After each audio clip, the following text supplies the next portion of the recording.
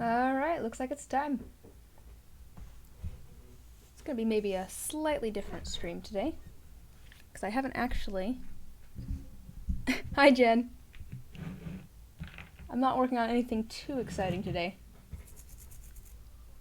Can you hear me? Okay, cool. I do have sound. That's good.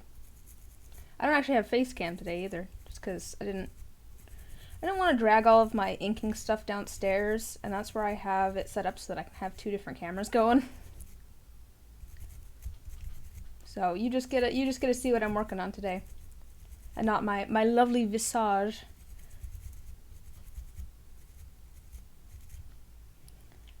But yeah, no, the plan for today is I'm gonna clean up these few dice that I haven't cleaned up yet, that I pulled out of the tumbler, and then I have a few sets that I want to ink, or at least start to ink.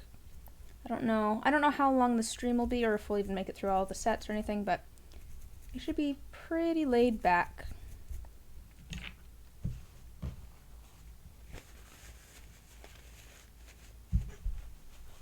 I think I have, yes I do. Here's a, see if I can make it so you can see. This one has all sorts of stuff on the inside. Never likes to focus. There we go. This one has. The problem with this one is that the stuff that I put in is kind of heavy, but so it all sinks to the bottom really quick.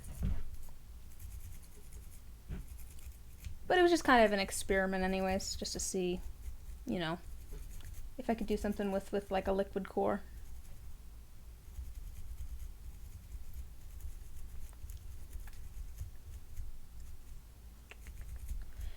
And actually the D6s might actually be a little bit better.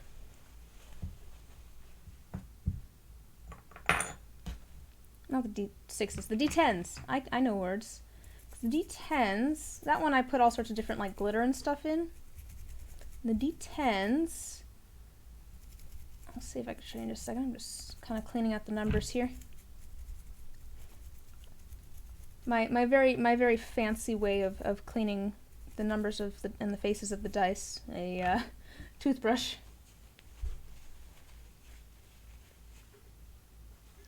But these ones, both of the D10s also have liquid cores, but they might be actually a little bit better. The thing that I have in there fits a little bit better.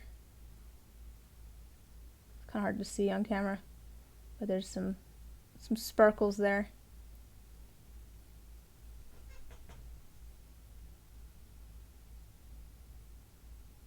To be fair, my lighting is not awesome in here at the moment. I totally just have a lamp on because the overhead light gives me a headache.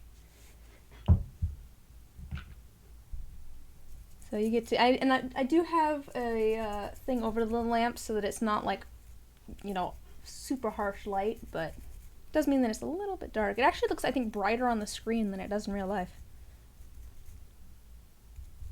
There's like gunk in the numbers.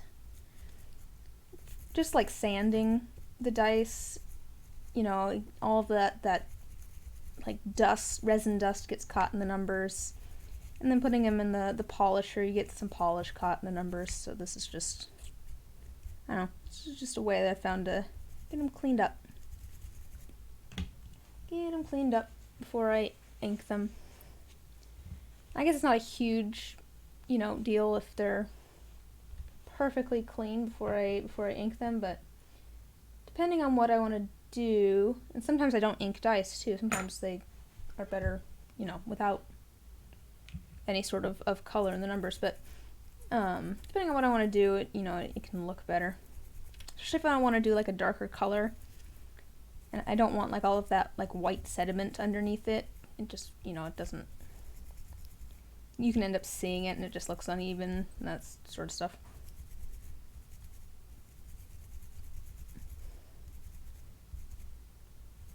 Oh, so let me just finish this up.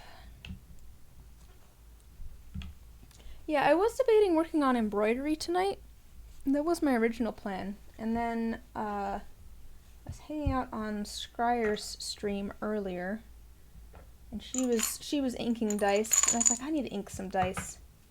And then I was debating sanding dice on screen. 2, 4, 6. Oh, cool! That is the full set. I was debating sanding dice tonight instead, because I was like, I haven't actually done like that part of the process in a stream before. I don't think I've ever done sanding or inking on stream. You know, I don't know how exciting that'll be, but like, you know, people might be interested. And I was thinking about doing sanding, and then one of the things that I use to sand was not really working well earlier today, so I'm getting that figured out first. But I do have a few sets that I need to ink, so we're gonna go for that. See how that goes on stream.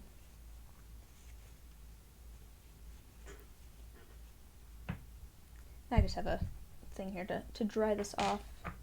Cool, we actually have the full set.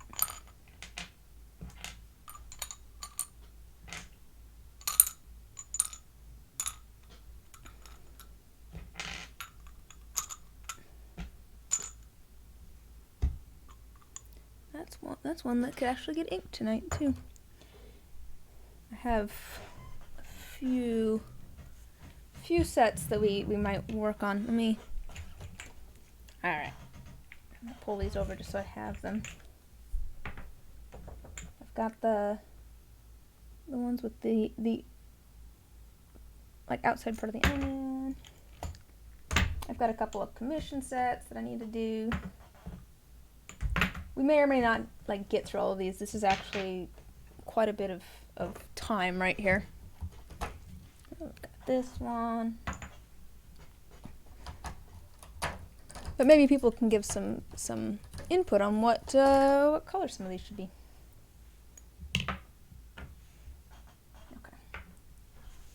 I can move that over. Yeah, so these are the ones that we're gonna work on inking tonight. Let me just put these back in here for now, just so they're out of the way.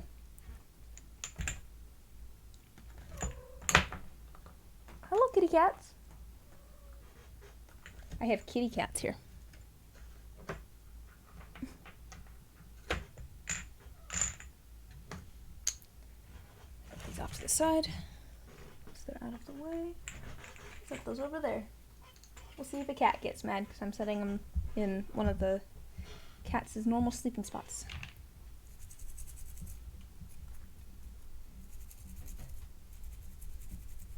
I actually have my normal line of sight to the kitty cat sleeping spots blocked off. Like I said, I have like a little screen up so that it's not, the lighting isn't super harsh. Does this mean that I have to look around to see the kitty cats?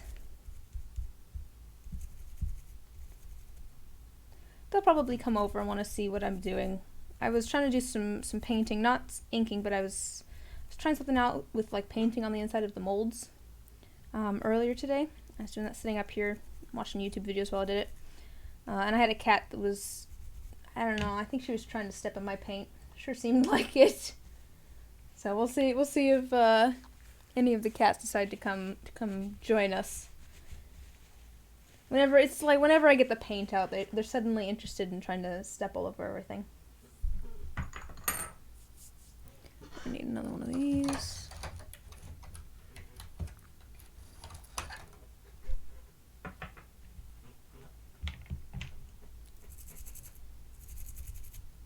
Yeah. Oh.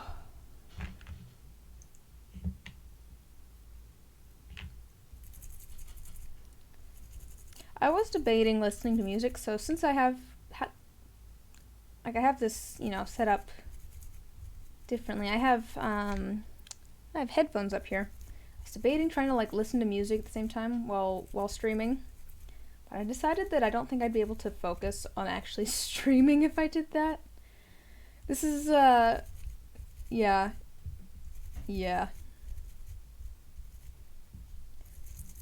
I was yeah. Man, I like always have like a YouTube video playing in the background for everything.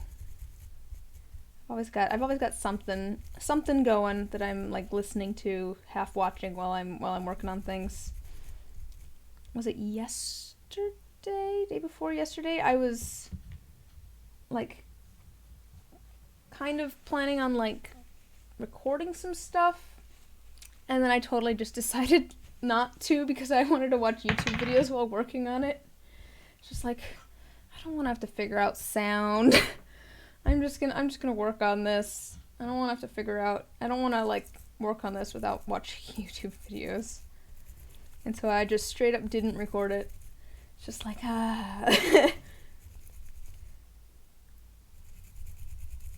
But you know, that's yeah. I always have to have something playing in the background.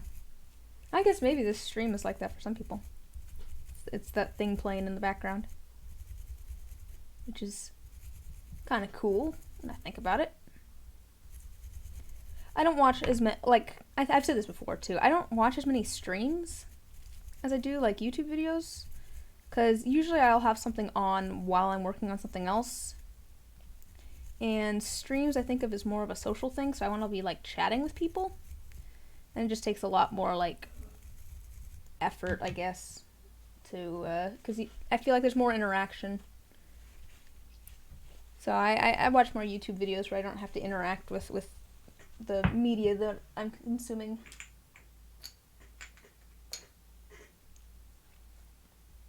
Which is part of the reason I kind of want to make YouTube videos. I enjoy streaming, but I don't know, I don't enjoy watching streams as much.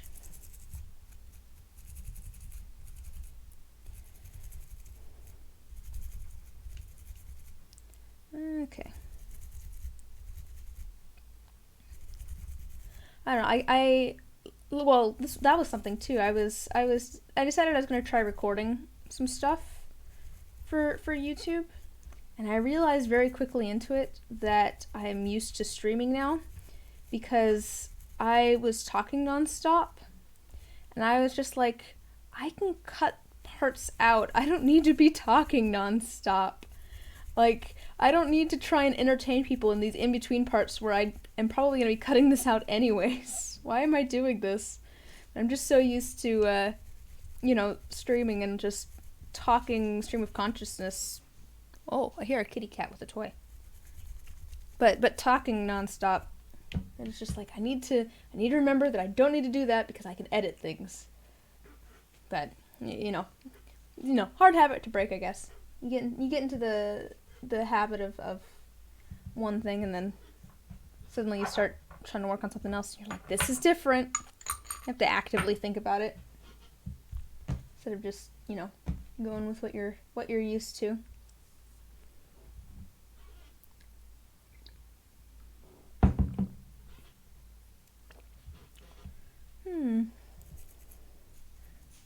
One, 2, 3, 4, 5. Okay, so I must have, I think, where's the D6 for this set? Oh, the D6 for this set is in the tumbler too. There was a section that I had to go back and sand. That's what it was. I was like, why do I only have 6 of these? There should be 7. But that's totally why. I'm still debating getting or making like D2.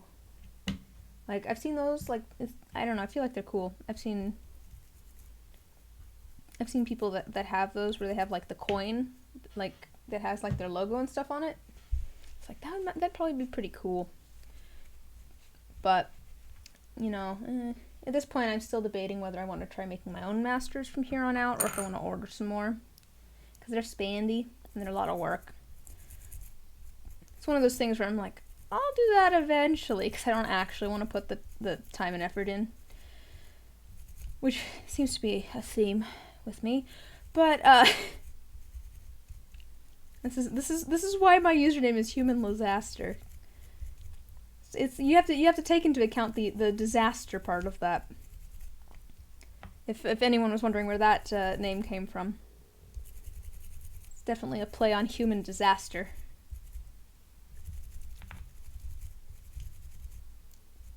Yeah, you know, my two brain cells are firing on all cylinders, of course. But I'm very lazy at heart, I guess. Maybe I'm just tired.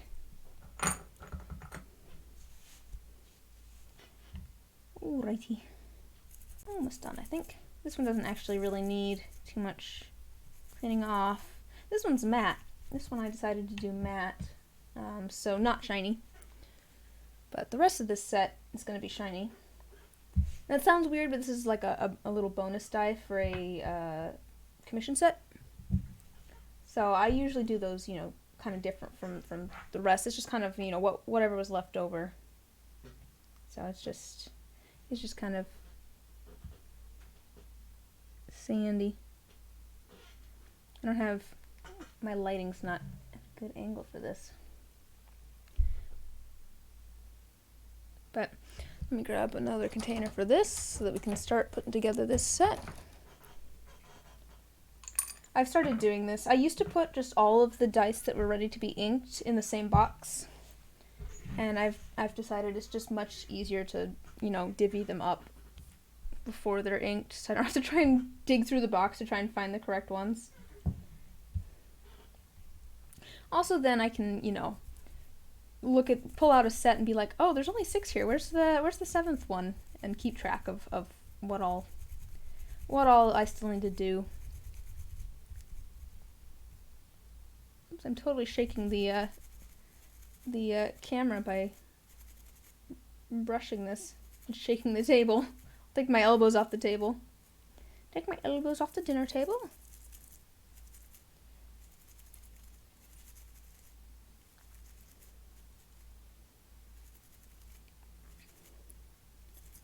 You know, okay, this is, I'm going back to the you know, recording versus streaming thing too. I feel like streaming is fun for like solo activities on my part, because I like streaming because I like interacting with the chat and all that sort of stuff. I think of it more of as a social thing. But I think like recording might be fun for some more like group games and stuff. So if I play, you know, some sort of game like with my brother or something like that, I feel like, because I did try, when I first got it, I streamed Minecraft with my brother.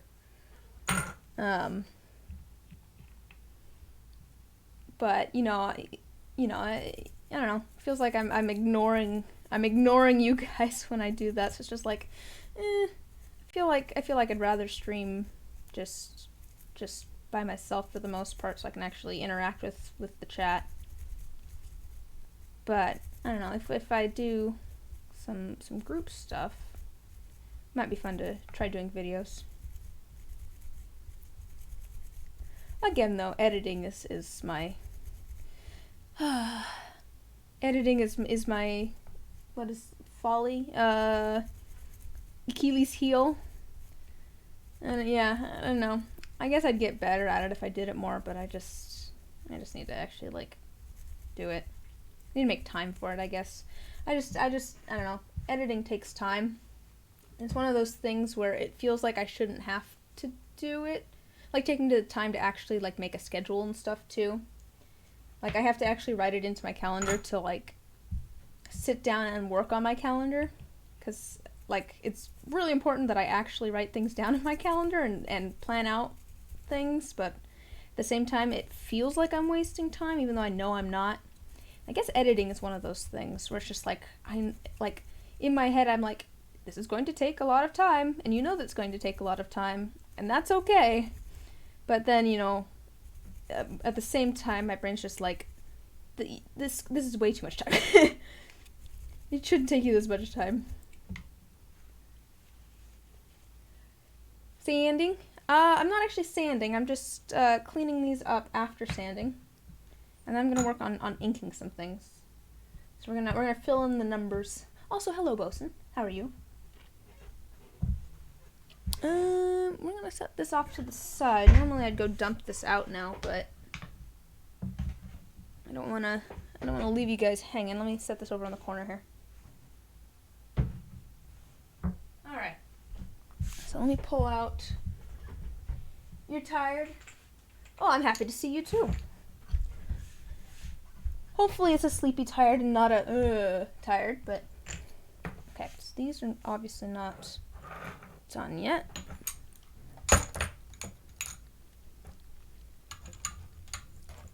Why is there a cord in this box? There doesn't need to be a cord in this box. Alright. Sleepy. But yeah, it's fair. If you end up not hanging around for very long, I'll know why. Alright, so let's just start. Now I'll show you guys what all I'm working on. Let me take some of these out. So you've got this set, which is like clear with like, the idea was clear with like blood splatters and stuff.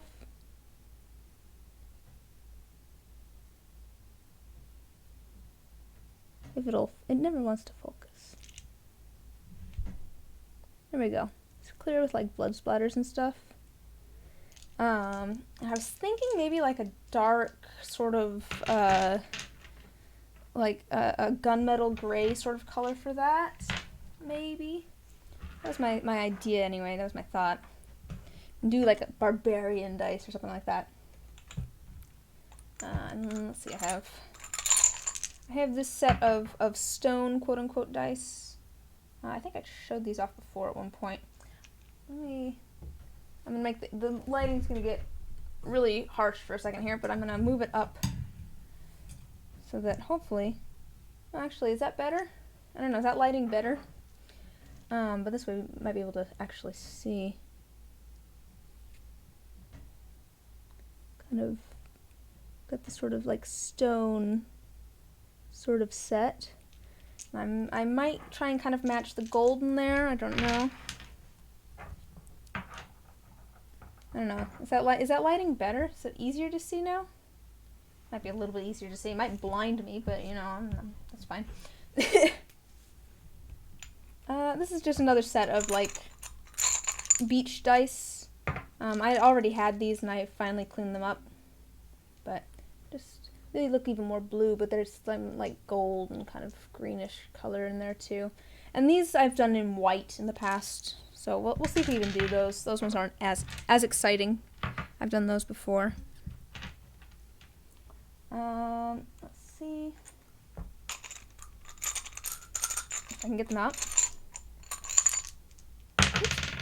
Here's the ones that have onion in them. Onion skin. They have onion skin in there. And I tried to do kind of a blue Petrie, but it didn't get very far. Yeah, you can see. But my thought was to like try and ink these in that same blue color. That's kind of my thought, was do it in the same blue color. Because now my idea for this set is to call it Onion Tears. I felt like that was kind of fun. Put those there. And if any of you guys have like ideas, I'm happy to take suggestions too. There's only 2 here that I'm not taking suggestions on, and that's because this set right here, which this isn't the full set yet. I still need the last 2 are in the tumbler right now. This is a commission set. That's the blue and red set that I've been working on. But I figured I'd start inking that while the other 2 are finishing polishing. And then this set of Fate dice is also a commission set. I don't remember what color person said on those. Did they say gold? Teal? Just like, I'm gonna look at my... I have a Word document where I put all of the commission information for all of my commissions. Come on, open up. Gold numbers. Okay. Cool. So that's going to be gold numbers. So these are actually both going to be gold numbers. And then I have this one that I just finished cleaning up. And I feel like I can probably show you better now that I have some more light up here. Oh, hello, Koshi. You're going to see the elusive Koshi cat. Hello. Oh, maybe not. Koshi. Come here. Koshi. There's the Koshi. Hello. I don't know if any of you guys have seen Koshi before. Maybe you have. She's the one that you don't see as often. But she's gonna go hang out, it looks like. Oh, do you want me to move this, baby? I can move that. Alright. This set is just kind of, it's pink and blue, and then I did like kind of glitter. If it'll focus. Koshi, what are you doing? Yeah, so you're headbutting my arm. She's decided that she needs to come help me try and show off dice. Come on. There we go. It has like glitter and stuff in it.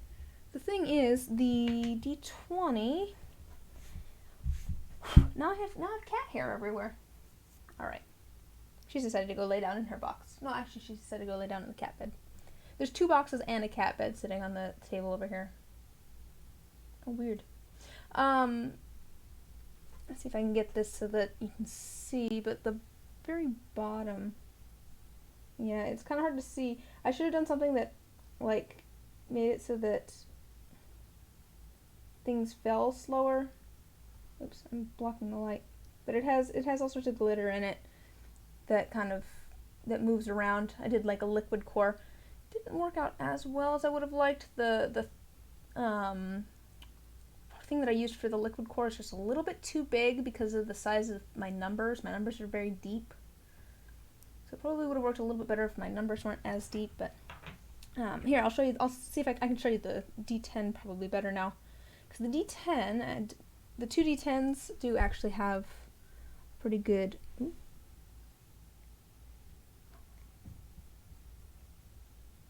There we go, has some shimmer in there. It's hard for me to look because my screen is... How much is a chunky D20 master? Here, I'll tell you, let me look. We'll go look. I'll go check on the go check on the same place that I've gotten my other masters, which is they have reasonably priced things as far as masters go.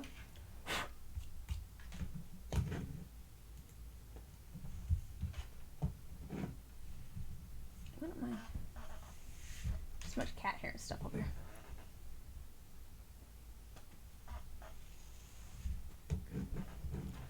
Alright, let's see here. Things are very slow because I'm streaming at the same time.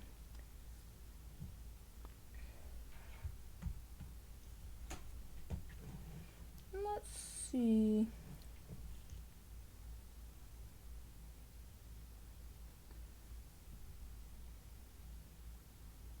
Jumbo set.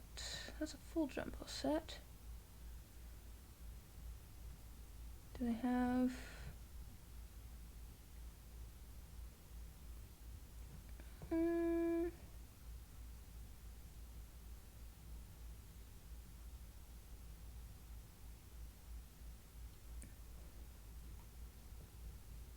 maybe they don't have...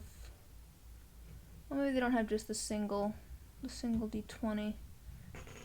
I'd have to look. Looks like they just have a full set.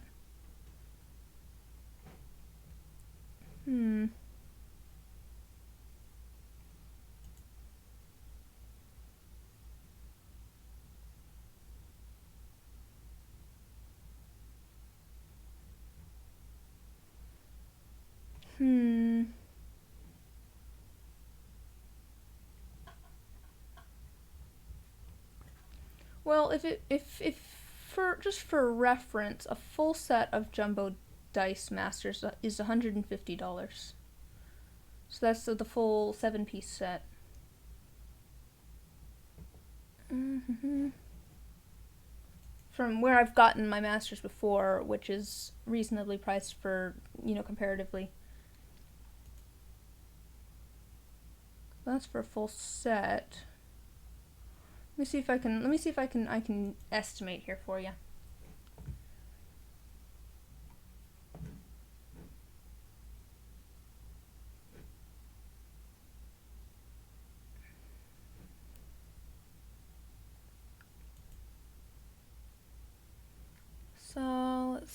that's single die. This is what you all came here for. Well, let's see. So I'm gonna do some math here. I'm putting my math degree to great use. I've been thinking about getting a chunky D20.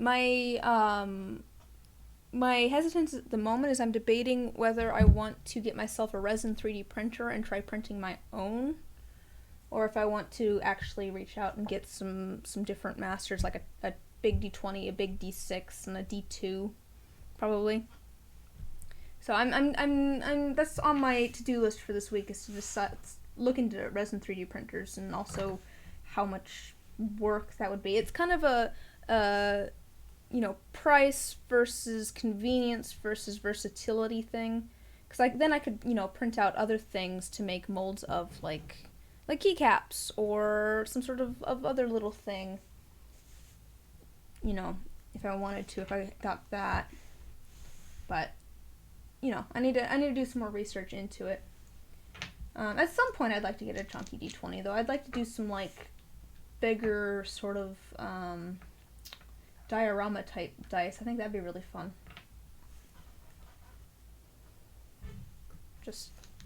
I think I mentioned this last time. I don't know if you'd already gone to bed or not. But I was talking with a couple of other dice makers, and you might have been here.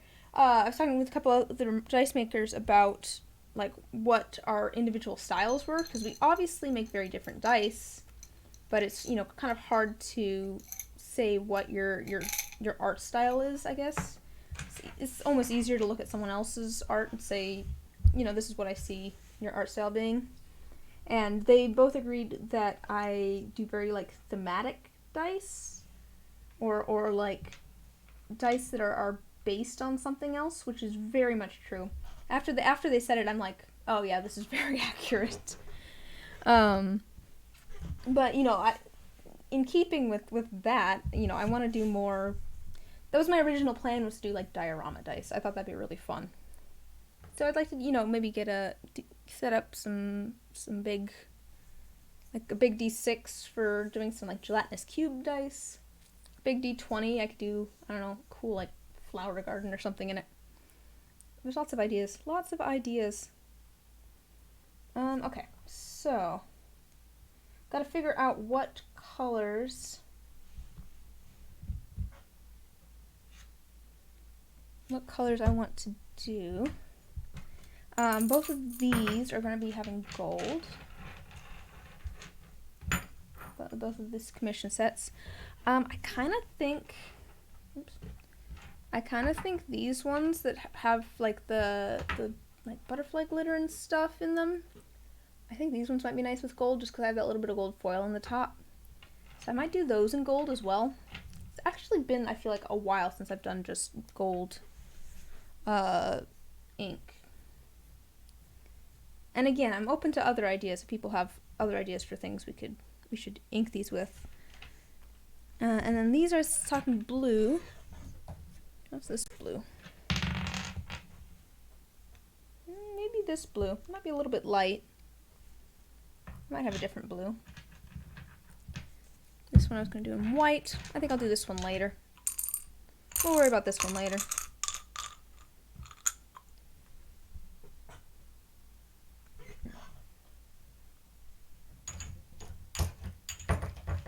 Oops.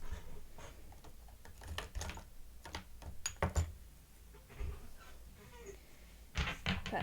We can start with all of those being gold and then figure out these ones in a little bit. Yeah, we might as well just start with all of these being gold. Set these off to the side.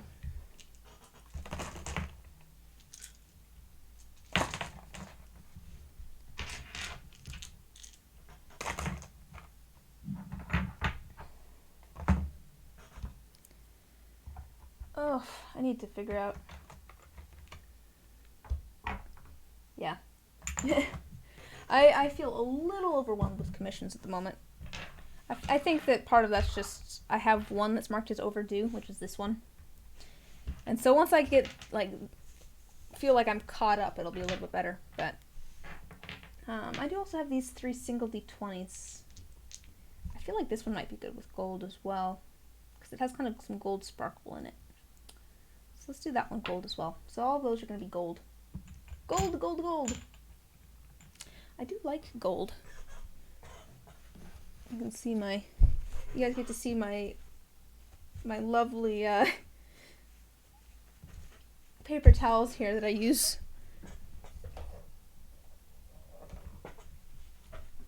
for inking.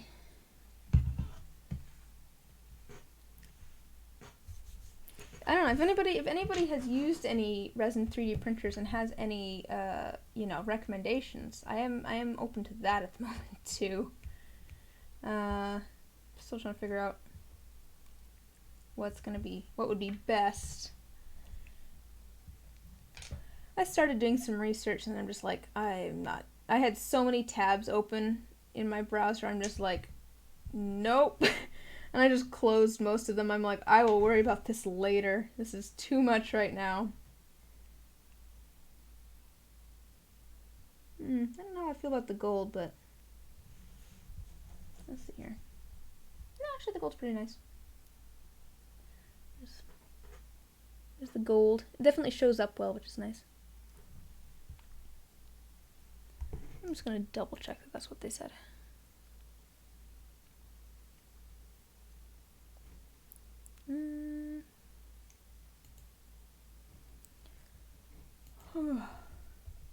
I just need to stay on top of like messages and stuff too. That's been my big issue is remembering to reply to everybody.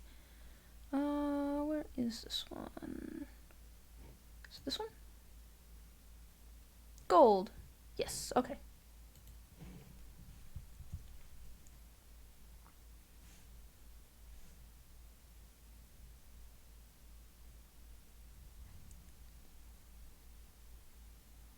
I have a terrible habit of if something like if I don't know the answer to something, just like if someone asks me something and I don't know the answer, I just don't respond, which is not it's a terrible habit to be in.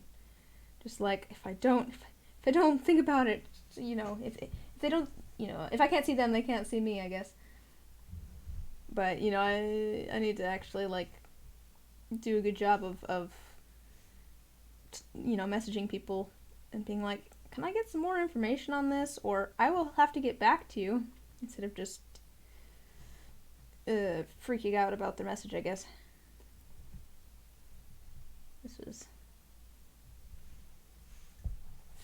If I don't think about it, it doesn't exist. I don't know, looks good with the gold. I wasn't sure about the gold at first, but I think it'll be nice.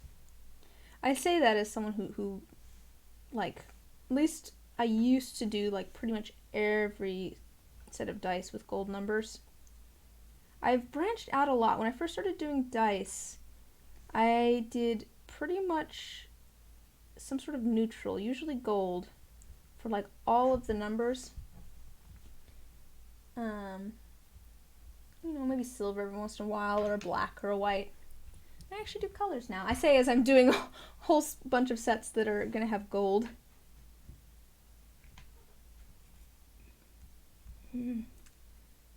This set has a few small bubbles. There's not really much I can do about it with this set because of how they're made. This set has a blue to green like pigment, like a shimmer, dusted on the inside of the mold. So if you look at it straight on, you can see the inside of the mold, but once you get like at an angle with some light, it's hard to show in the camera. It's very hard to show in the camera. You can't really see it all that well. But once you get any sort of light, it's like you can't really see the green, but it's green on the outside. There's a green shimmer to it, which means that I couldn't sand these at all, because it would take off that green shimmer that's on the very outside of the die. But that does mean that there's a couple spots where there's some little tiny surface bubbles that I just can't fix because then I'd have to sand. And I can't do that with this set of dice. For the most part though, they look pretty good.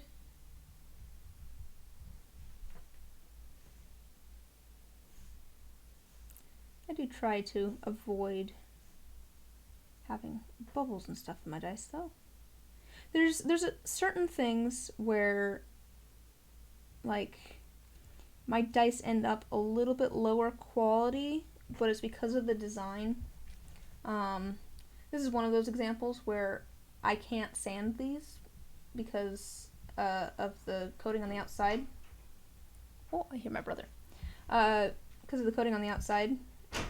But another example is my Galaxy dice. I think I mentioned this on the last stream, actually. Oh, I need to send you photos of that second set. I meant to do that. Speaking of not communicating with people, I pulled them out. It definitely sank, but it also has kind of a cool effect. So I think. Oh no, that's why I didn't send you a photo. It's because I don't know how I'm gonna get you a photo. I should. Maybe I'll go grab those at some point. But I don't know that I'd be able to show you the effect of them in a still image. So I might have to show you on stream. I was going to show you on stream and I forgot. So we might take a short break at some point here and I'll run over to the craft room and grab those. But yes, it did sink for sure. But it did do kind of a cool effect. I don't know if I will use that much for dice. Just because I worry that it's going to weight the dice. But for like other things, like maybe jewelry or keycaps or something where it doesn't need to be weighted a certain direction, I feel like it'll end up being cool. What it kind of did was it kind of picked up the shimmery pigment that I put in and then kind of gave it angles almost. I don't know, I'll have to grab it.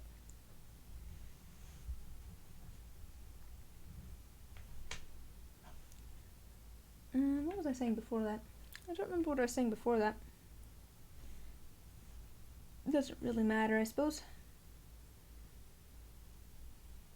I repeat myself a lot anyways. I was probably telling some sort of story that I've told before. I need to get out more so that I have more stories to tell. That's really what I'm realizing with this. Is that, man, I need to do more so that I have stories to tell you guys. And it's hard to tell you guys what's new in my life if there's not anything new in my life. I'm doing the same old of making dice, sanding dice, inking dice. Maybe that's part of the reason I'm thinking of. There we go. There's the real reason I'm thinking of making YouTube videos, is just so that I have, something else that I can tell you guys about.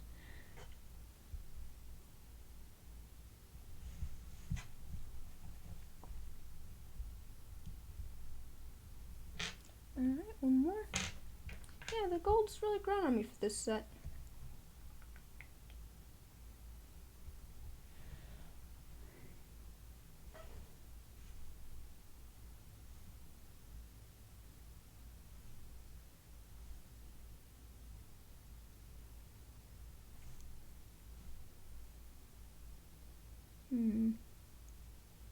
See, this is what I'm talking about, though. Now I don't know what to talk about. I'm trying to think of something that I haven't actually talked about on stream before. What's something I haven't talked about on stream? My zip code is? No. A little bit of a rough edge on this one. Don't know how I feel about that.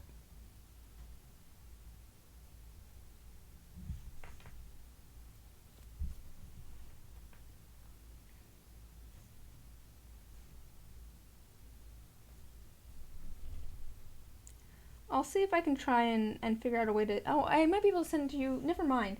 I've been talking with you on Instagram. I could probably send you a video through Instagram. I was thinking about, like, Etsy Messenger, and I'm like, I don't know if I can send a video through that. But I bet I could I bet I could on Instagram, so we'll see. I'll try and take a video of those dice to send you. That way you don't have to try and stay up for me to go grab them, too. and head to bed whenever. How many cats do I have? I have 3. I have 3 cats in here.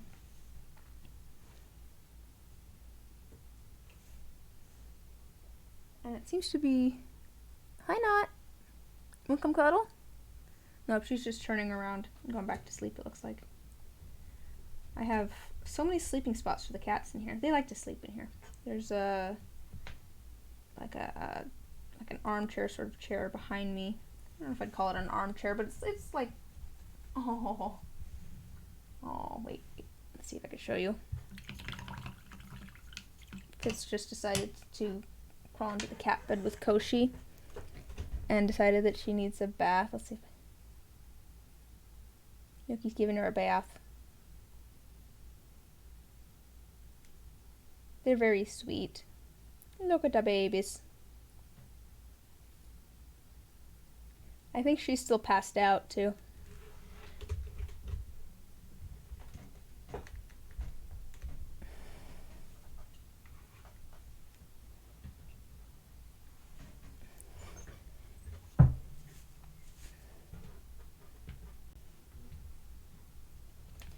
Yeah. They're all very sweet. Except for Luna. Well, okay. Luna's very sweet with me and with Edmund, but she's just not interested in the other cats at all. Except for maybe Koshek. All of the cats love Koshek. But when it comes to Fitz or not, she's not having it. She's not interested at all. I think part of that is because if Fitz is trapped inside, he likes to try and terrorize her. He wants to play, but he decides that he wants to do that by chasing her around the house, and she's not interested. And Fitz can't take a hint, apparently. And just chases her anyways. I'm just thinking about this. But, I don't know, all of the cats like Koshi.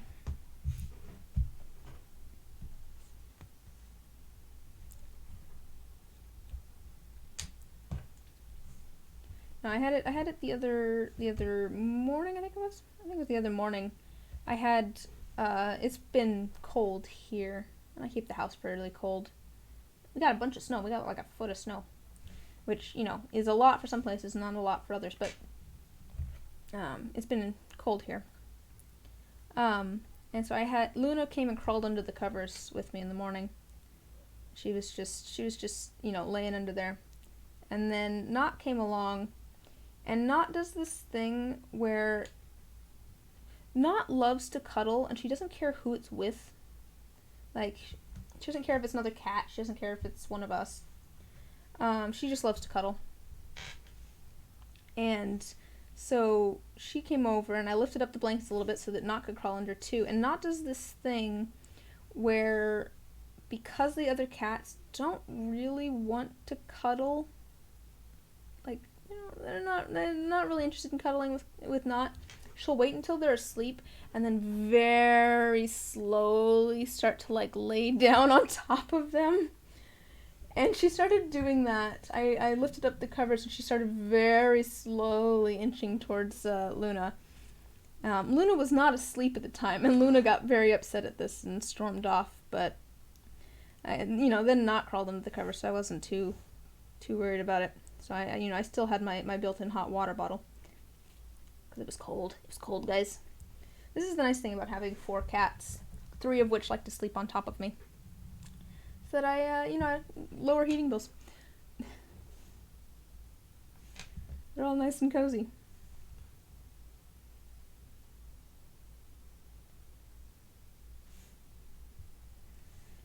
Oh. Meanwhile, my brother's very happy. He likes the cold.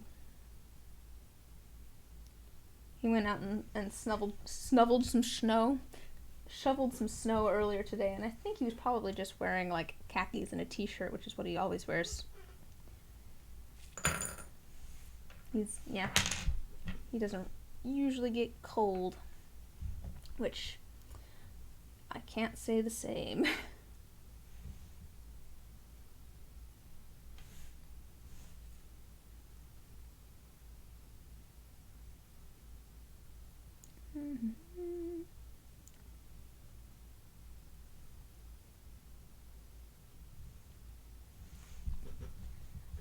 yeah, I'm excited to have this set done. There's certain things where, actually, I was gonna say I don't know why this set took me so long to get done, because like I said, this one's marked as overdue on Etsy, which is whoops on my end. I was gonna say I don't know what took me so long on this, and I do know what took me so long on this is that I took forever to start on it. I think because there were so many little pieces, I was a little overwhelmed. This is what I'm saying. This is my issue, is that I get overwhelmed with something and then I just try to ignore it, and that does not help the issue at all. I'm just like, I don't know what to do with this. I'm just going to not worry about it, and that quite often just makes the problem worse. But yeah, I do need to get back to someone about they were asking about getting a D20 with a B in it. I need to figure that out. Get some Bs ordered. I only had the one B for the set of dice that I did recently. I need to figure out.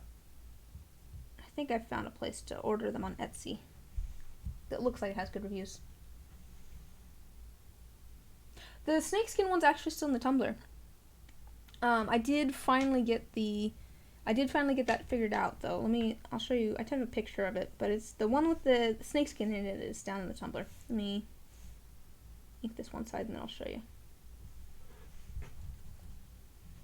Yeah, no, this set does have the snakeskin in it. Every die has something different in it. Let me find the one with the snakeskin. But that was part of what I was saying. It was just like, there's so many things I need to do.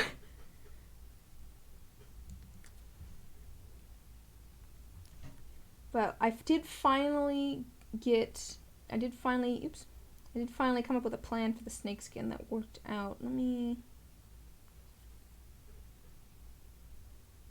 What I finally did, see if you'll be able to see this, is I painted the snakeskin gold. There we go.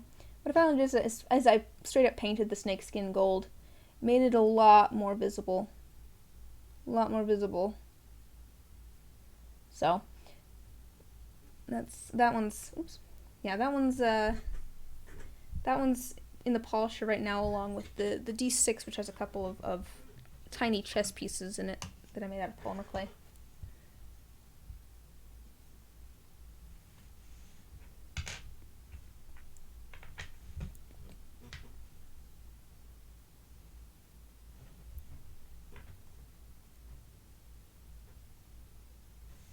But I'll show you after I finish inking this one what's in it. This one has a little lock in it. This is for like a rogue character. I believe the character's a rogue.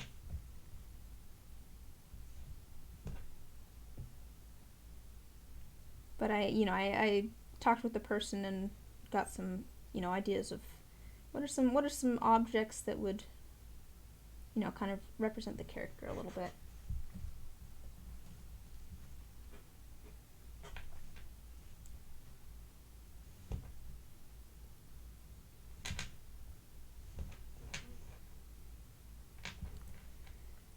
Yeah, this is the last one on here.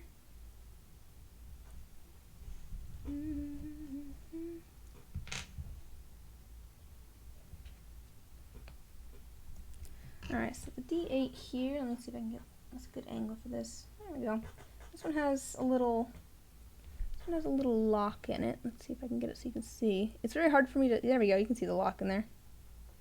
There's a little lock on the inside.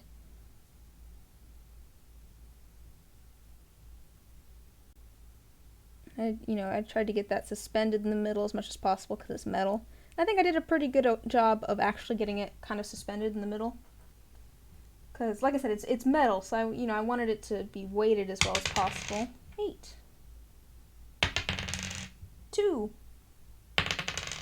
6, 6, 1. I don't know. It seems to be rolling all right. But it's ended up so shiny. It's nice. Okay.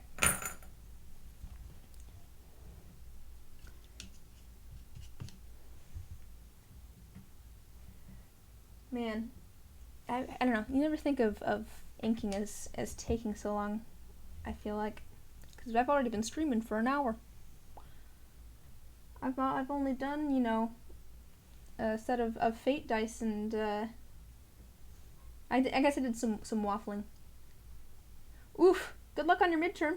Don't distract yourself too much with my waffling. But glad you could stop by.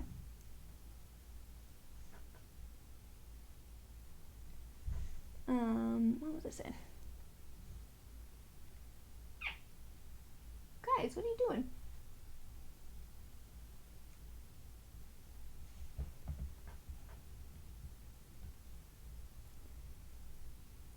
Anyways, chirp. That was one of the cats.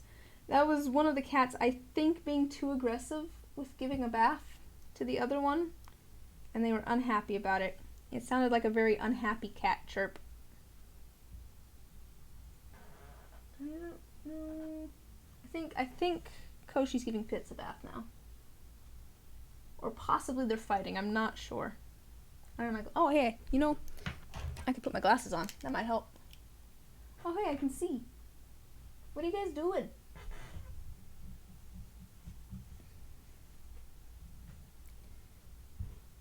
Just gonna have so much acrylic paint on this face here. What was I talking about? Before I started thinking about midterms and cats. Well, I mean, I'm always thinking about cats.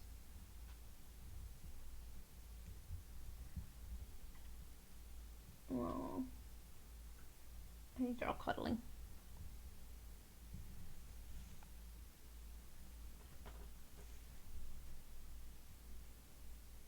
I might have to, just a second here.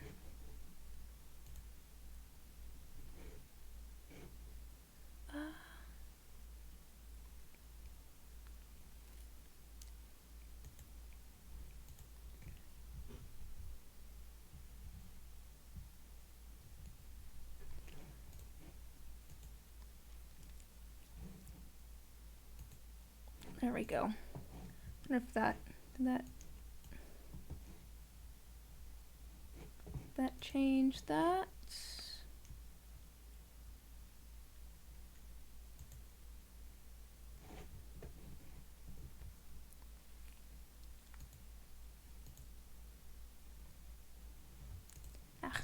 Just a second. I'm messing with my own stuff here.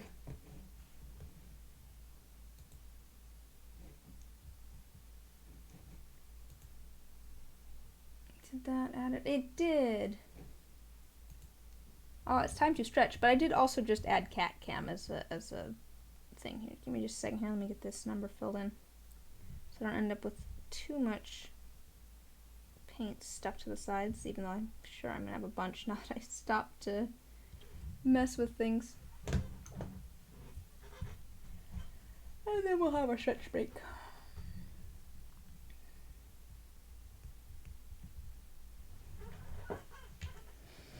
Alright, and a 1, and a 2. Not quite sure how they're sitting. Little leg. I think they're spooning. Trying to figure out how the kitty cats are sitting or laying here there, I guess.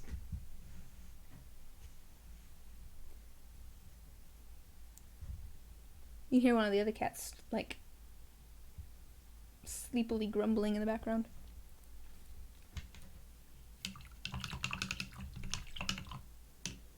I'm surrounded by cats. It's kind of funny because Luna's the only cat that's not here. Yeah, she's not here. Oh no, she is here. Oh, I didn't even realize. Hi. How are you doing? She's totally laying on the ground behind me. I wonder if I can make it so you guys can see her. She's right here. This is yeah, maybe you can't see. But like right here is a kitty cat. I totally didn't know you were there. What are you doing down here? You just sleeping? Hello. never mind. I do have all 4 kitty cats.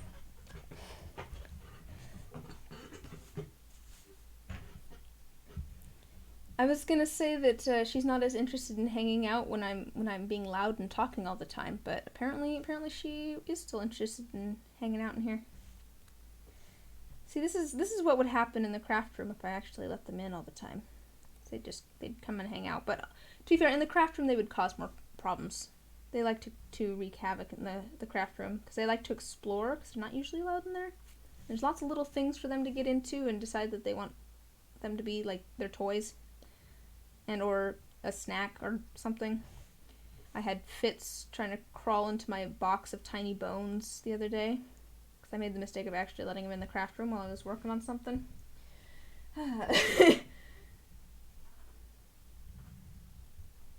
This is my own fault. My own fault. Shouldn't have let him in the craft room.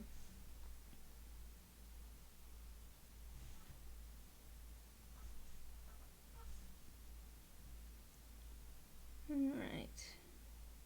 Almost done with D4 here. Bone Boy, yeah. And probably the snakeskin too. He seemed interested in that, but he straight up tried to like crawl into the box. It's not a very big box, but he was very upset that I was pulling him out of the box of tiny bones. He had his face shoved into that thing, as far as it would go.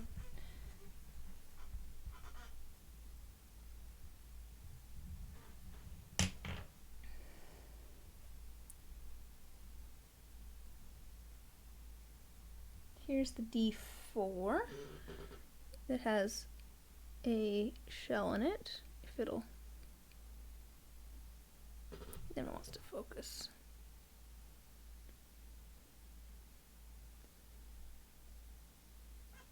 Oh, found it for a second there. There.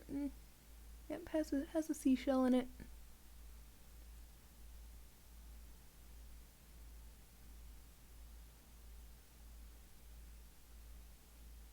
Well, a little hard to see, but you get the idea. It's just a little seashell.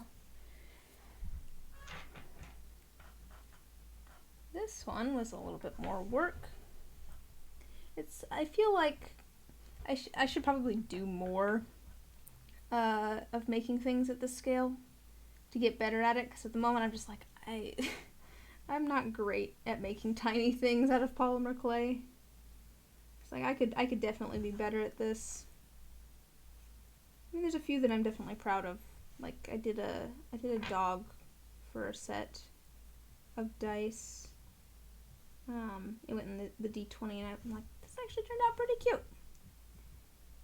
But at the same time, you know, it's so small that like you notice every little detail, and so you gotta be like a lot more, I don't know, precise with things. I'm not a very precise person.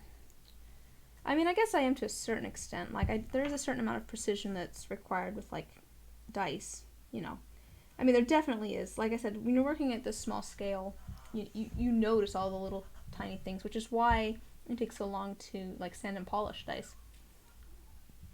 Because, you know, one scratch is a lot more noticeable on such a small canvas. But no, making tiny things out of polymer clay. I might actually want to show you before I finish inking. It's a little bit hard to see, but the person that is getting these, they liked that. Let's see if I can get it so you can see. But there's a gargoyle in there that I made.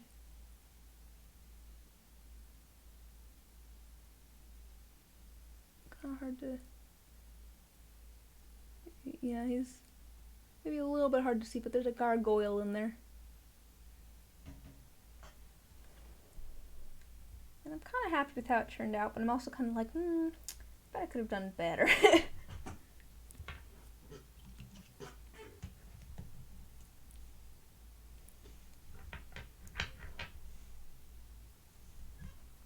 I do think, I can't remember who I showed this to, and a good compliment that I got from them was they're like, that looks like it's made out of metal. It's like, it's polymer clay.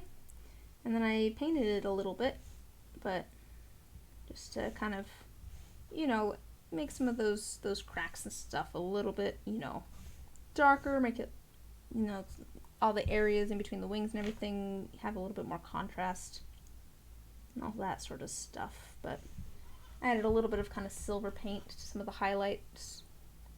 But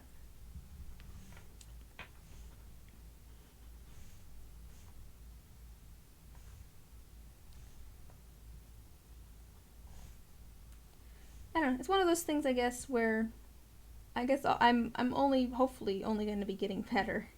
I mean, not necessarily that, you know, there's not going to be certain things where I completely fail. Oh, that reminds me, I was going to make a post about that. But,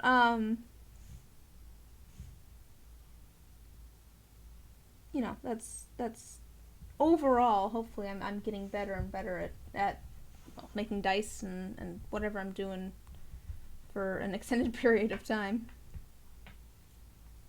And I've definitely gotten better at making dice. I do know that. I feel like there's definitely certain things where I'm still, you know, not perfect at it or whatever, but there's certain things where I'm like, this is definitely better. Like, there's certain things where I'm like, I know that I am better at making molds now, and I know that I'm better at sanding now.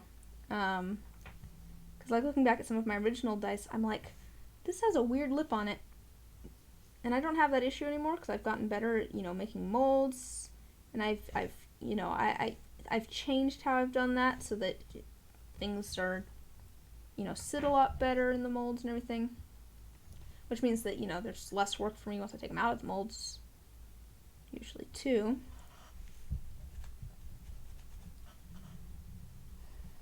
But then also I've, you know, gotten a better idea of like how I want things to look, I guess. Like things, you know, I know how to make sure that there's not a, you know, a weird lip or anything. I know what I'm looking for and what it looks like when it's correct. Doesn't mean that I always get it correct. Little Ashy, hello! Thanks for stopping by. I'm just inking some dice. This is a commission set that I'm working on at the moment. The full set's not here yet. I have a couple still polishing. But how are you this evening or morning or whatever time it is for you? It's evening for me. But we're just chilling at the moment. Not doing too much exciting. In pain? Oh no! Sorry to hear that. Oh, headache? Oh, well, hopefully this doesn't exacerbate it or anything. That wouldn't be good. This is, well, here's a weird thing that I can talk about. You know, all the cool cats in the chat. Do I want to talk about this? You spent too much time making emotes and Discord banners. Staring at a computer screen for that long. Yeah. That would do it. I spent, was it Thursday? Yeah, Thursday. So I've 2 days that I've designated as my days off. And I spent quite a bit of Thursday playing Minecraft because I got it recently and I wanted to. Hi, Luna. What are you doing? Where you going? Sorry, I have a bowl of like water and stuff over in your normal corner. You coming over? You wanna come sit on my lap? Wanna come down? You can't drink my paint water. You can come sit on my lap if you want. Come on. Wanna come down? This is what I was saying. This is normal. Luna. Luna, I'm streaming. Alright. No, but I spent, I've made a pumpkin emote and just now finished a bowl emote. I was just talking about how, like, hopefully I'm getting better. It is Luna stream. No, don't drink that. That has soap in it. Okay. I'm pretty sure this is always Luna's stream, but, no, I was just talking about how I've definitely gotten better at making dice over time. And there's, like, hopefully that's what I'm going to continue to do is, you know, get better at things. But if you want to share a link to the emotes that you made in the chat, you know, I'd love to see them. I'm fine with links as long as people, you know, ask first before sending them. Just so we know what we're getting.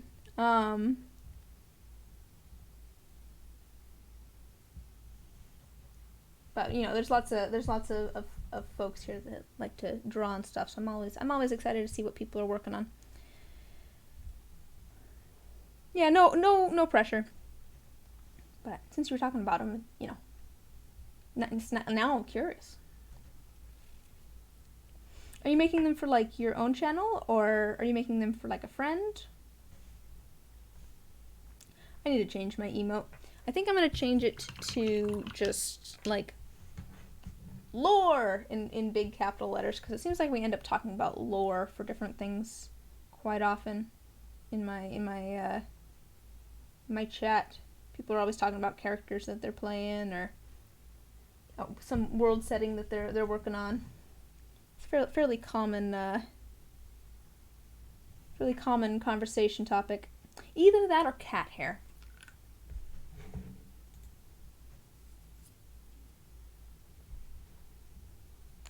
There's always cat hair coming up too, because I always end up with cat hair in my resin, which is just, oh, a little pumpkin.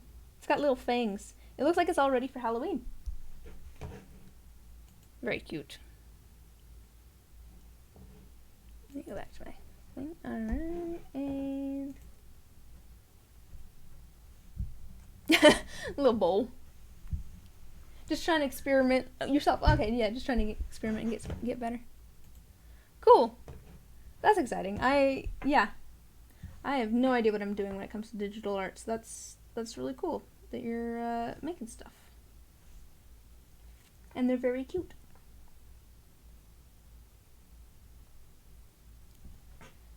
I do kind of want to, I don't know, I should, maybe, I don't know, I've been thinking that maybe I should try doing, like, fan art for things.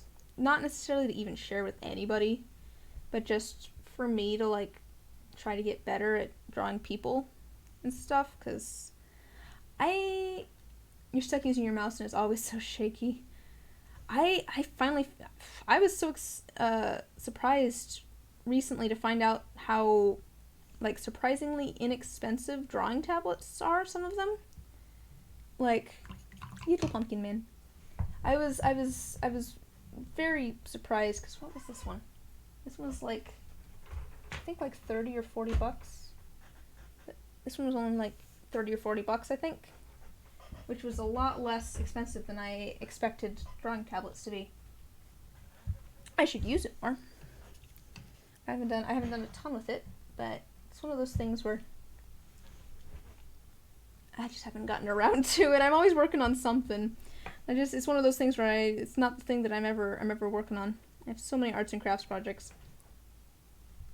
Oh, GIMP. Yeah, GIMP's, I don't necessarily like GIMP for drawing. I use that more for photo editing. I realize that people draw in Photoshop, but I don't understand how they draw in, like, Photoshop. If you're using a mouse, yeah. No. Yeah, I'm not saying you need one or anything. I was just saying I was surprised. I've been using a mouse for like vector art for a long time. What was I using? I was using Inkscape, which is vector based, which I found that easier to work in for like drawing with a mouse, because I would just do a whole bunch of like straight lines sort of thing. But I should actually try doing some digital art again, because it's fun. takes me back to the days of messing around in Microsoft Paint. Maybe that'll be a goal for you or something. You know, something to work towards.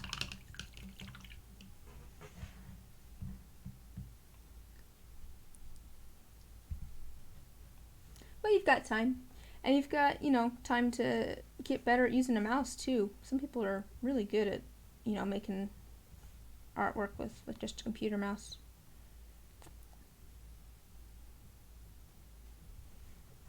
My brother does some like pixel art type stuff with his computer mouse, and I'm always very impressed. He's made some really cool looking things. He made like item sheets for a D&D game once, where he made some of his own magical items, and he made like art of the magical items in like paint. And he did like, there was like a monocle and stuff that he made, and it's just like, this is gorgeous. How did you do this in pixel art? Been able to get a bank account and PayPal, so hopefully you can start making some money from things here and here there. That'd be nice. Are you doing like other art stuff online, like commissions and stuff, or just you have it set up so it's easier?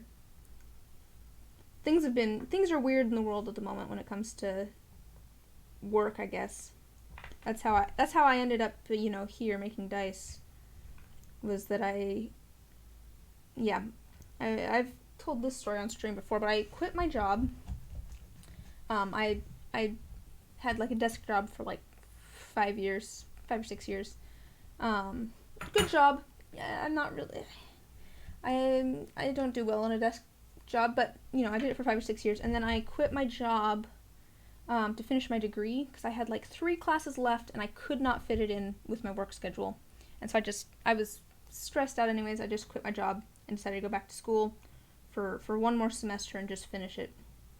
And I finished my degree in May, which was like 2 months after quarantine started.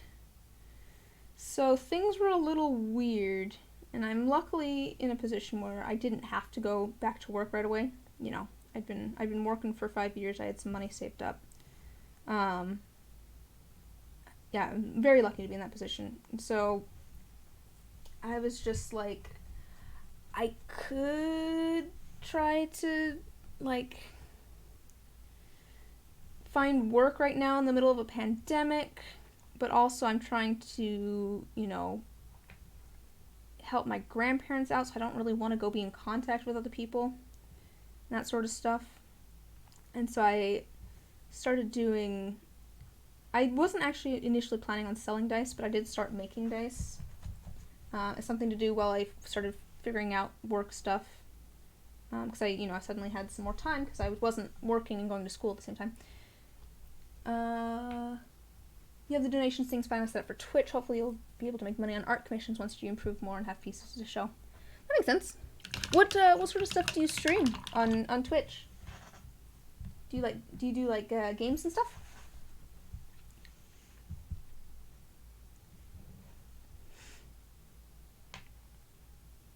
But I started making dice, and then I had an Etsy shop already, because I had made like some soap and stuff. I'd done like a couple of like holiday bazaar type things in past years and sold some like resin jewelry and soap.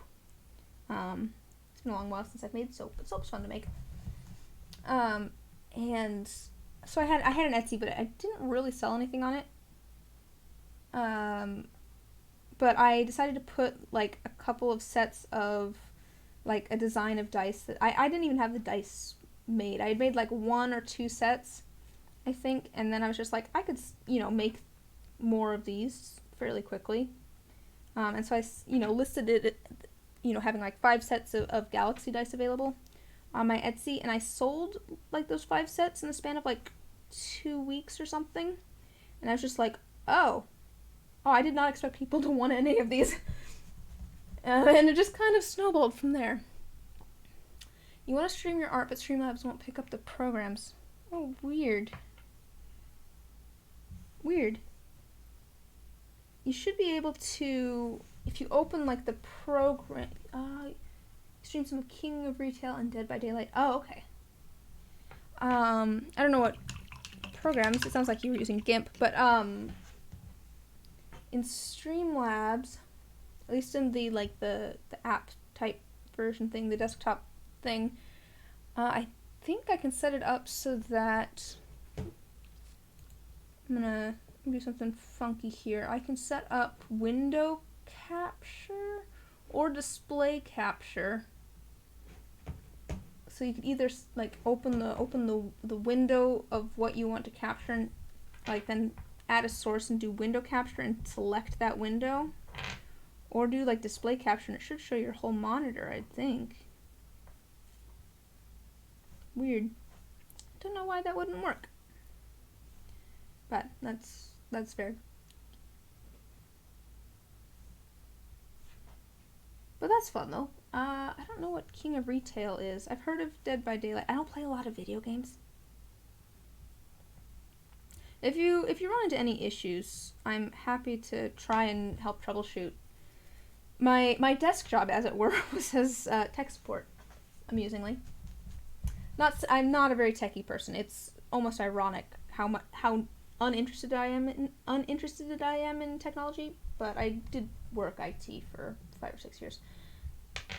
And also I use Streamlabs, so I'm happy to help and try and troubleshoot if you end up messing around with it and can't figure it out. But yeah, no problem. I'm always happy to help out with things. But yeah, King of Retail and Dead by Daylight. I've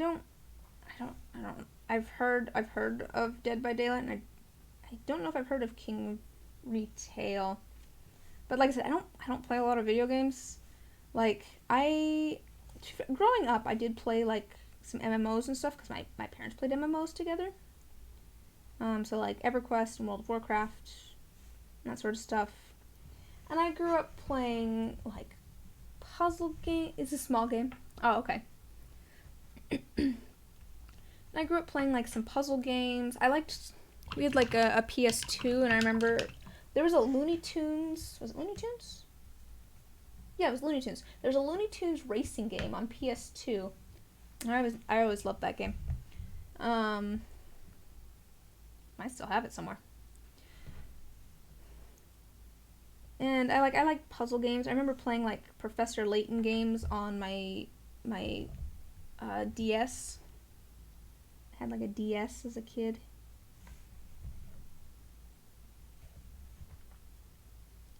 So, and I still like puzzle games and stuff, but I don't play a lot of video games. I did recently get Minecraft, which anyone who's been here will tell you I've been excited about since I got it, because I'm having fun with that.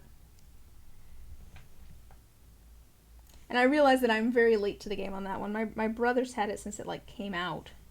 So I mean, I do know some about it, because I do remember I remember when Pistons were a mod. And it's funny because I do, even though I didn't have the game, because I remember my brother talking about it. But I've been playing like with him and a friend, which has been fun. And I like building things. I like creating things. I like building things. So that's right up my alley.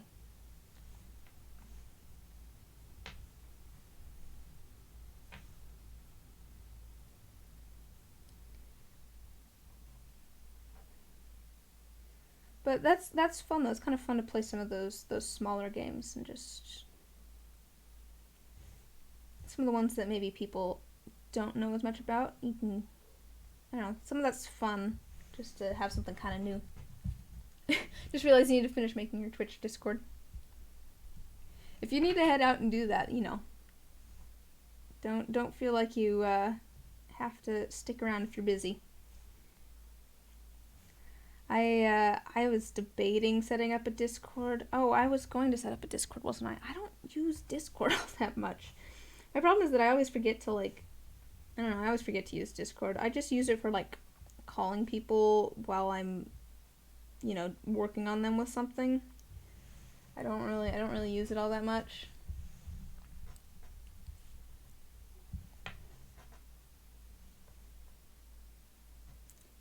That sounds like a good plan, though. I know that Discord's really big right now. Oh, okay, I appreciate that. I do have a Discord, and I probably could set one up. I don't know. My setting it up isn't really the issue necessarily. It's the managing of it and continuing to manage it that I'm kind of I don't know if I want to try and keep that moderated and you know, keep track of it. There's so many different, like, I don't know, kind of social media things, I guess, because so this is not necessarily Twitch is not my big thing. That sounds weird, but some people are streamers, and so that's kind of the focus of, you know, what they're doing. This is kind of an offshoot of my dice making business, if that makes sense. So I do already have like a whole bunch of, mostly use Discord for chatting, etc. Yeah, no, there's some really cool, fun Discord groups and stuff out there. I've definitely been part of like fandom Discords and stuff before, and it's a lot of fun. But I'm just bad at like keeping up to date on them. I'm bad at like you know, remembering to check them. It's like there's so much stuff here, and just get a little overwhelmed. Here's the D12. It's the one with the bones in it.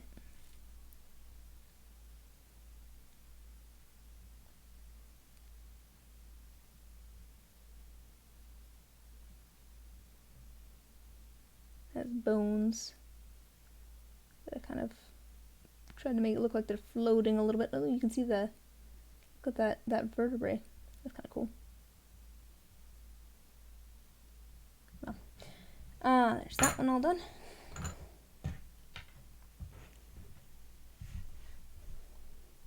Ah, thank you. Yeah, this whole set, all of the dice are different. I have 2 of them still in the polisher in the tumbler downstairs, but I'm trying to get the other ones done because I want to get these shipped out as soon as possible. They're marked as overdue on my Etsy shop, and that always makes me feel bad. But they're almost done. I just have the D6 and a D10 left after this. Oh, that's unfortunate.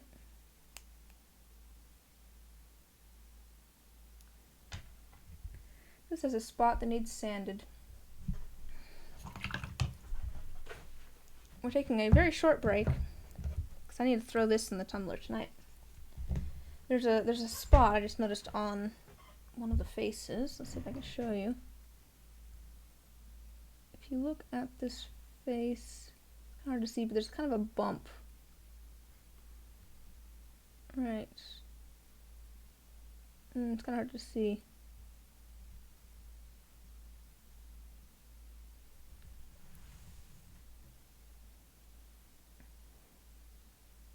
On that 5 face, you can kind of see a little bit of a bump there. But it's sticking out just a little bit, and it's making it... It's not bad, but it's a little bit wobbly. That's unfortunate. I was hoping I was going to have all of this stuff all polished. But we're going to sand that down.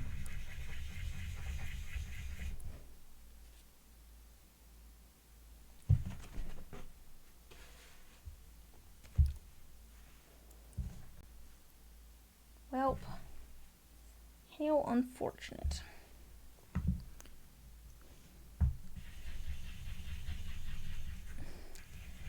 Yeah, and I'll do the last little bit downstairs. I have it set up at the moment.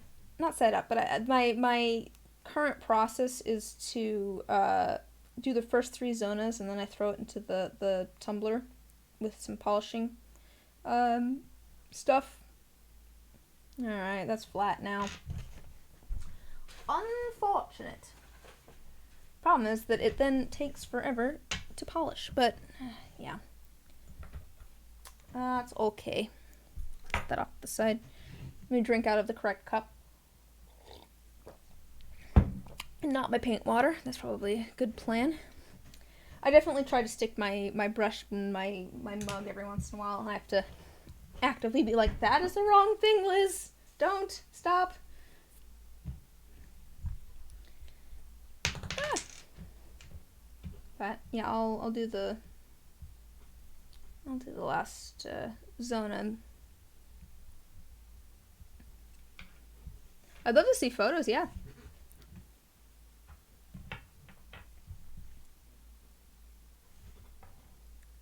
You're probably better at it than I am. That's my weak point is polishing dice by hand.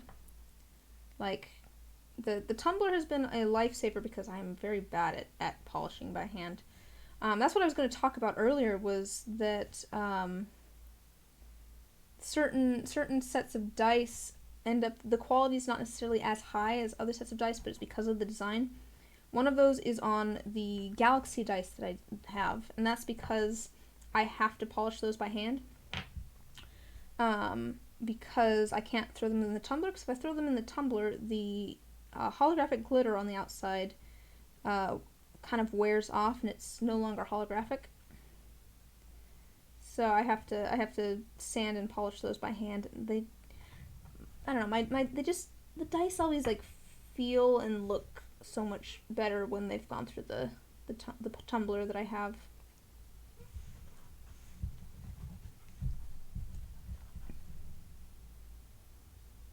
I don't know. It's just that one side that's gold, though. I feel like the gold doesn't quite match, though. What do we think? Is there a different color people think? Oops. Is there a different color people think would be good for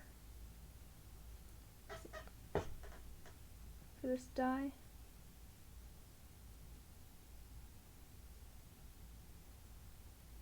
I was thinking gold, but I don't know if that gold matches or not.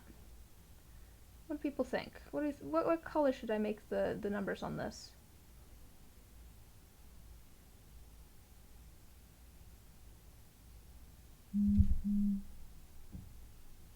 Anybody got any thoughts? Hello again, Luna. Luna, your tail is in the way. Why is my phone buzzing? Oh, Bosun has sent me a video. Turn my sound off.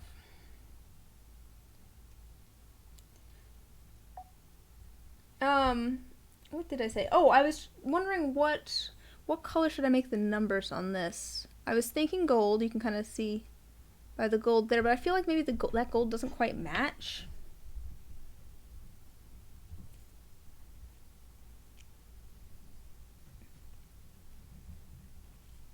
So what I'm seeing here, Bosun, is that I just need to hire you to polish all of my dice because you're so good at it, because they look so shiny and nice. I'm so bad at polishing dice. Dude, you're so good at that.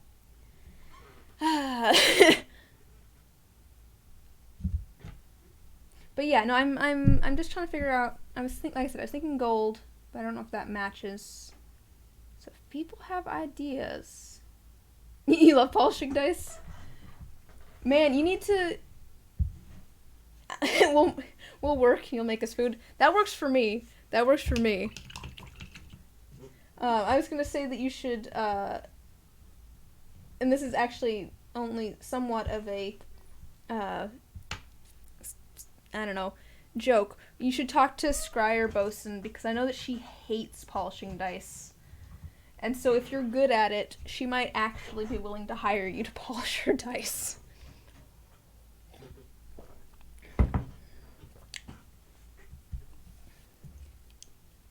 At this point, I'm like okay with it because I have kind of a system down, with the tumbler and everything. But I know that Scryer hates polishing dice. And also, I will always take food. I'm very bad at remembering to feed myself. Actually, I'm kind of hungry. I did eat dinner, but I'm like, snack. I want chocolate. I don't know that I have any chocolate.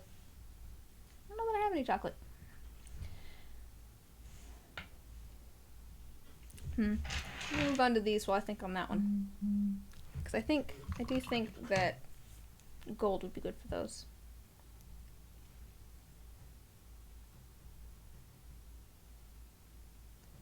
yeah, see, so shiny. Unironically the most brown. It looks like the corner got chewed up a little bit, which is unfortunate, but it's very, very shiny. I know nobody else knows what I'm talking about, but I don't know if Bosun wants me showing off their photos or not.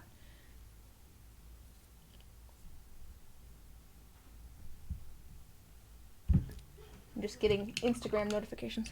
But that does mean that I can send videos, because I completely was not thinking. I was just like, oh, I'll need to take a video of this, and I don't know if I can send videos. We've been talking on Instagram. Of course I can send videos on Instagram. Alright, let's do these ones gold.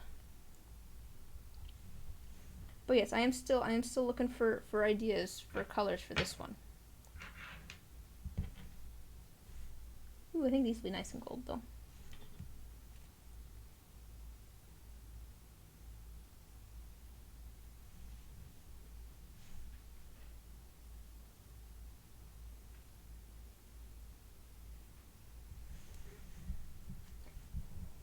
But see, the thing I like about the... Oops. Tried to take off the spur with an X-Acto knife in the corner, got a little sad. Yeah, I've definitely had, especially D4s, I feel like, where it definitely could have used a little bit more sanding, but, you know, I started to lose the numbers a little bit. See, this is here, I'm going to show you, see if I can show you how shiny this one is.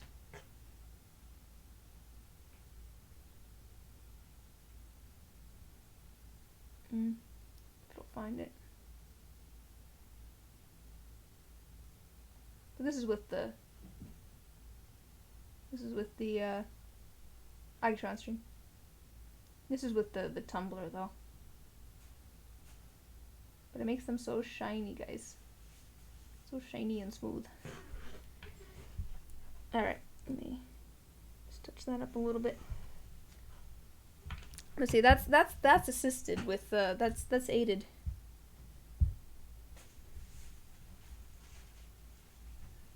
Here's the, let's see, here's Bosun showing off their hand polishing skills, because I'm bad at hand polishing, but they apparently are not. Look how shiny it is. And then the second image was that we were talking about, where the corner was a little bit bojankety, but it was all shiny. It was this D4. That I actually was I was looking at making sprue molds at one point, because I use cap molds, which if you've watched my streams before, you'll see I have, you know, base, and then I have a lid that I put on top. Luna, what are you doing? Luna has found a thing of tissue paper, so I'm very sorry about all the crinkling noises that you're bound to hear. I use cat mold. I was looking at one point about trying to make sprue molds, because my D4 master, I dropped it at one point, and I completely chipped off one of the corners.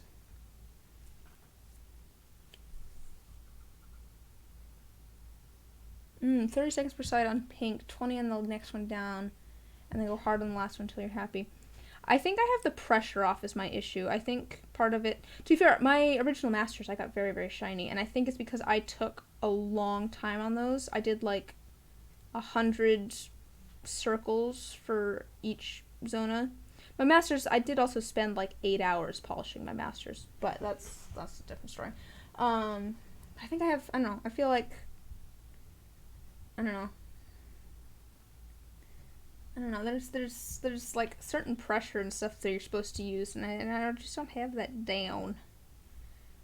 But putting them in the tumbler works well for me. But seriously though, if you want to draw polishing dice, you should talk to Scryer.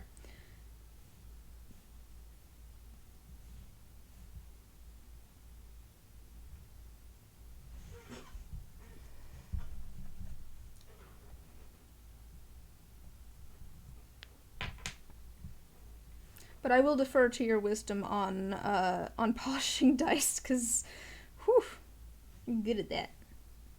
And I am not. I am very happy that the tumbler has worked out for me, though, because I did really feel like that was the weak point of my dice for a long while there, was the polishing. And so having something that kind of ups that has been good. I am actually, like, happy with the quality of my dice now. I mean, I wasn't, like, super unhappy before, but, it's, you know, at this point, looking back, I'm just like, I'm definitely better. Like, my dice are definitely nicer than they used to be. They're definitely better quality now. They're definitely, I don't know. I feel like they feel nicer now. And like I said, I've definitely gotten better at different things, making molds and sanding and all that sort of stuff. Which is really all you can ask for. What's the next thing that I need to get better at? Maybe, getting certain inclusions to not, cause problems against the lid. Oh, what I was going to say, though, is that I did try making, a sprue mold at one point for a D4, because I had dropped my D4 and, chipped off the corner of my master. Oops. I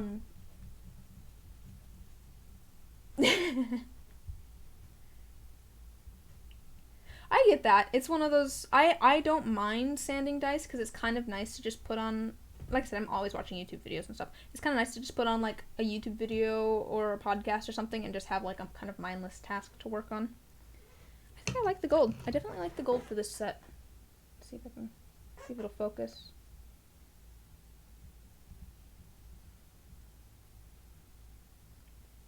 Doesn't seem all that interested in focusing now. It was focusing earlier.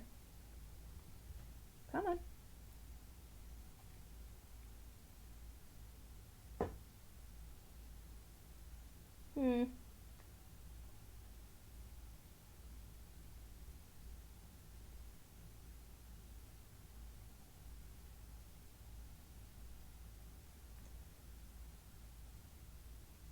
There we go. With a little bit of gold up at the top there, I feel like the gold numbers work well on this. You can see the little butterflies and hearts and stuff. So we're gonna do this whole set in gold.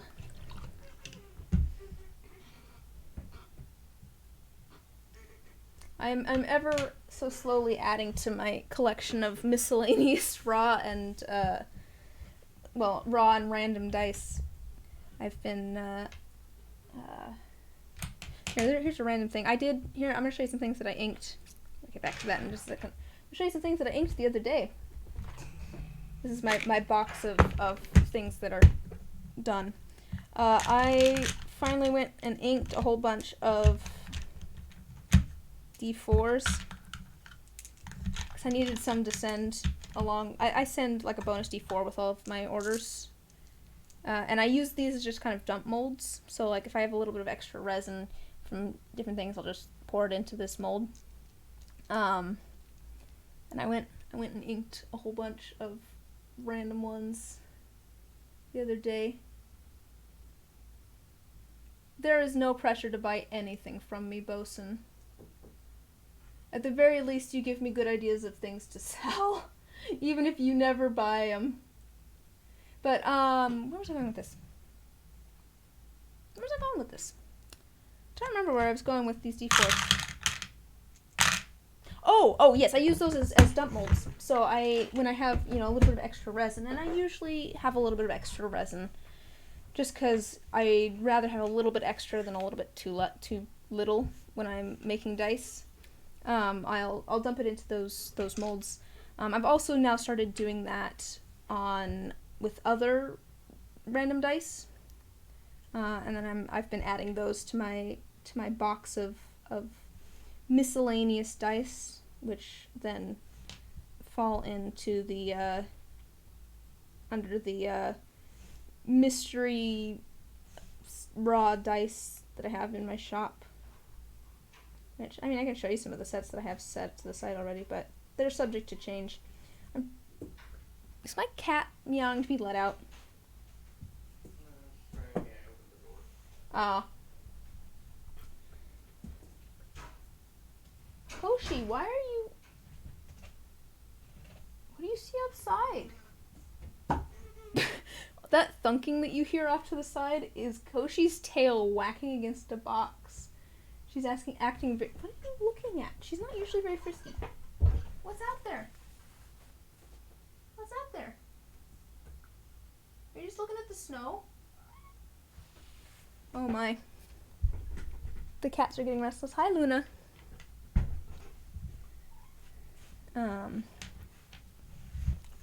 But for those sets, unless someone specifies otherwise, my plan was to kind of try and do, every die is different. And I don't mean that like every die it's a different number. I mean like every die is like has a different pattern to it. Because I do have some dice in there that are the same because they're from, sets where not everything turned out, but some of them did, or I don't know, sets where they were from like a commission or something that I just never actually put together as in my shop. I have a couple sets like that, but I'm ever so slowly adding to my collection.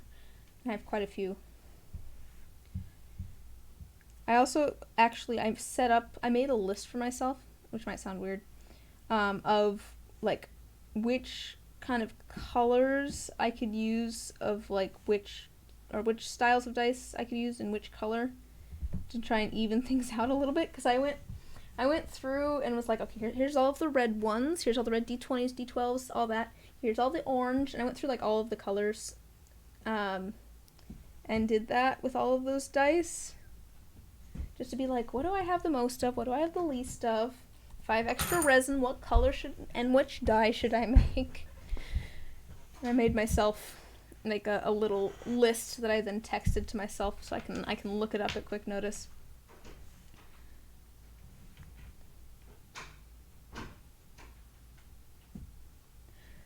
I have one cat who's frisky and her tail is wagging back and forth at the moment as she looks out the window. And I have another cat now who is standing behind her staring at her tail. What are you wagging your tail at?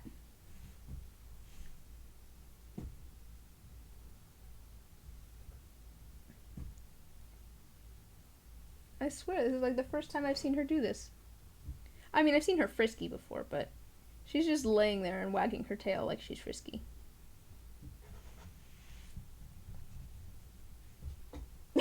And now the other cat is trying to attack her tail. Let's see if I can show you.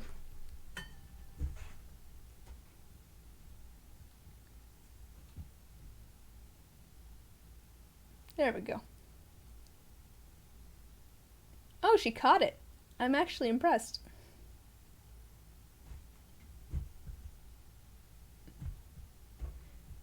I am greatly amused by this. I hope you guys know. I don't know why this amuses me so much, but it really does.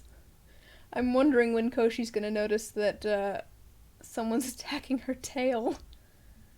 Oh look, you can see me in the window. Hello! Hello! Alright. Back to inking. Oops.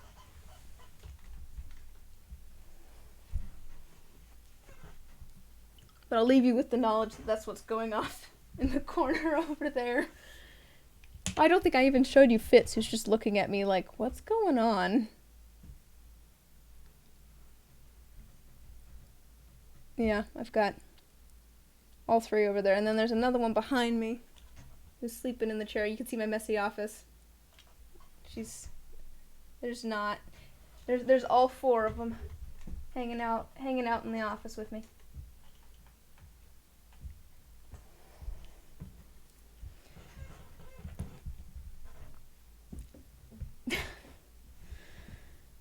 They're all sweethearts. They're also all terrors, don't get me wrong, but they're all sweethearts. It always makes me so happy that they want to hang out in the same room as me. Because when I leave eventually, one or two of them might stay in here because they'll be asleep or something. But inevitably, I'll have cats come and join me in my room when it's time for bed. Because they want to cuddle.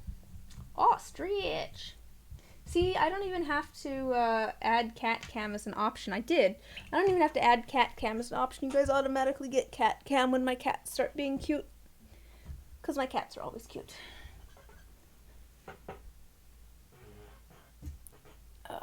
Stretching time. I just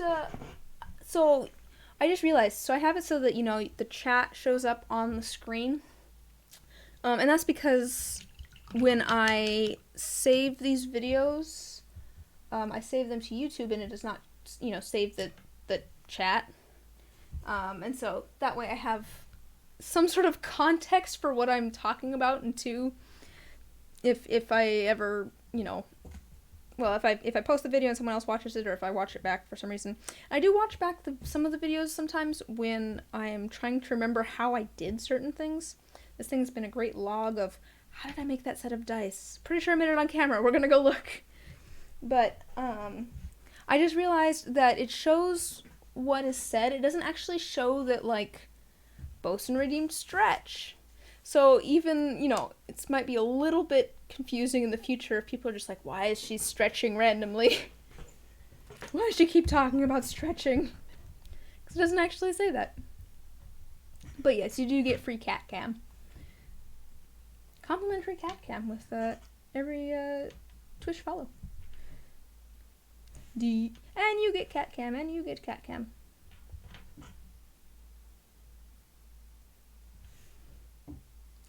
But that is still what that random thunking off to the side is, if you can hear that. No! More stretching!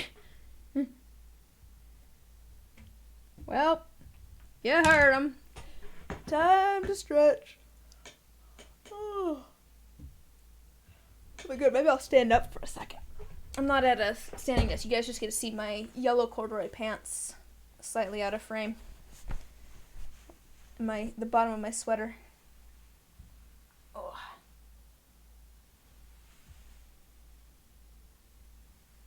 But I've been told to stretch, so I'm going to stretch.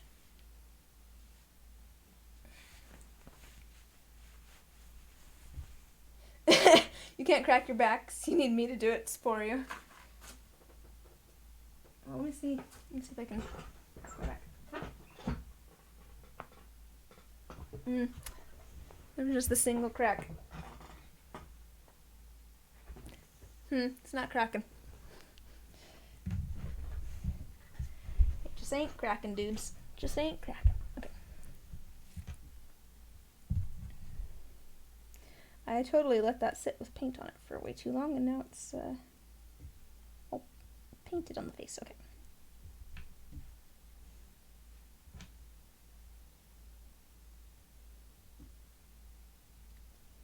Alright, okay.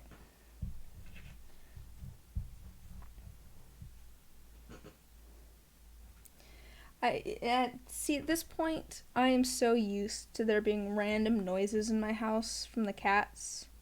Just, you know, something falling over, something, you know, skittering across the floor. That sounds weird, but, like, they're batting something around.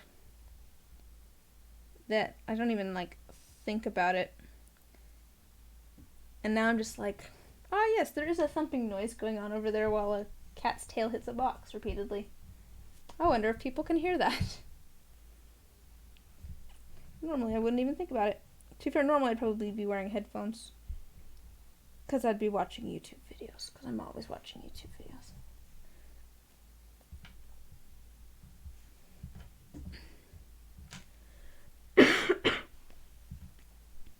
Oops, let's pick up the correct mug.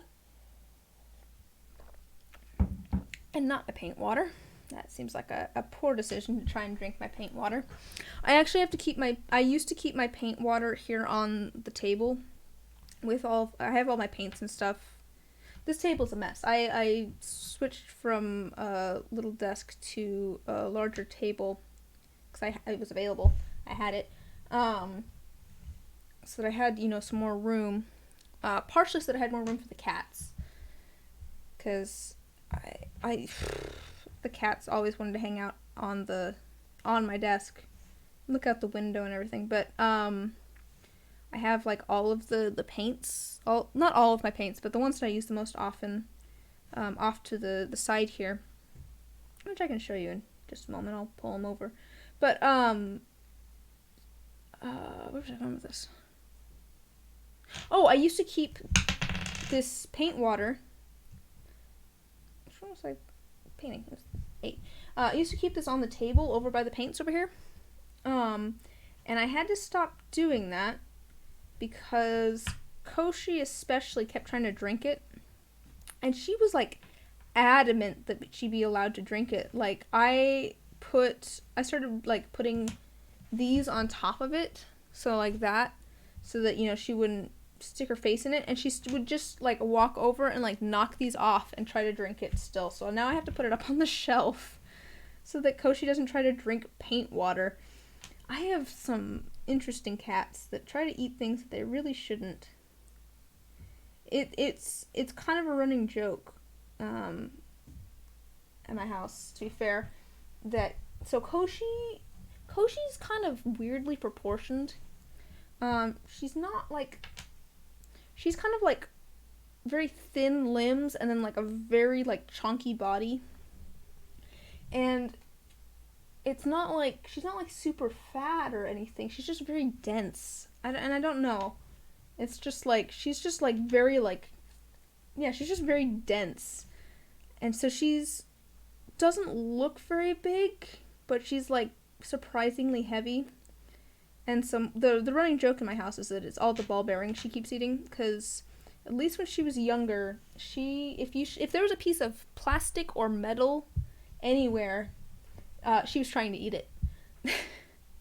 Just, yeah, she loved to try and eat pieces of plastic or metal. Just like, oh my gosh, cat, why are you doing this? How long have we been streaming? 2 hours. How many sets of dice have I done? Like 2-ish, a little bit more than 2. I am curious. So I was saying at one point, I was trying to kind of figure out how long it takes for me to make a set of dice from like start to finish. And my estimate was about 3 hours.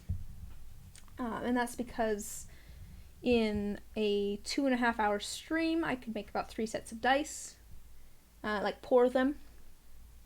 So, you know, about an hour per set of dice, we'd say, with all of the prep and everything. And other sets of dice will take more, because, you know, if I'm making complex inserts or something, you know, that takes time. You know, making polymer clay pieces or placing items into the molds carefully, that sort of stuff takes time. Cutting up resin scraps. But we'll say like an hour per set of dice if I'm doing 3 sets of dice in 2.5 hours. Somewhere in there. It's close. Maybe 45 minutes. And then sanding dice. I usually sand in like, I don't know, 4-hour chunks maybe? I don't know. Hey, Bosun, how long does it take you to sand and polish a set of dice? If you're still there, or if you have an estimate. If you don't, that's understandable. I don't know how time works. That's why I'm asking you. But I would say that I probably work in, I don't know, 3 or 4-hour chunks maybe, and do maybe, I think I estimated probably about 4 hours and about 3 sets of dice. And I'm only doing the first 3 papers. So, you know, it's about an hour per set of dice, and that's cut down from what it used to be, because I'm not doing half the steps. And then inking here, I was like, maybe like 45 minutes per set of dice. Maybe. But I feel like inking does take more time than you would think. I can't remember. I think we were talking about this I think it was my last stream, and someone was like, it takes like 15 minutes. I'm like, I don't think it takes like 15 minutes. Pretty sure it takes me like 45 minutes. It takes me quite a while to ink a set of dice. And it's not like tedious or anything necessarily. But it does take time. Because we've done like 2 sets of dice. 1 hour, 1 to 5. Time to go to bed. Alright, have a good night, little Ashy. Thanks for stopping by. Good luck with all of your streams and everything.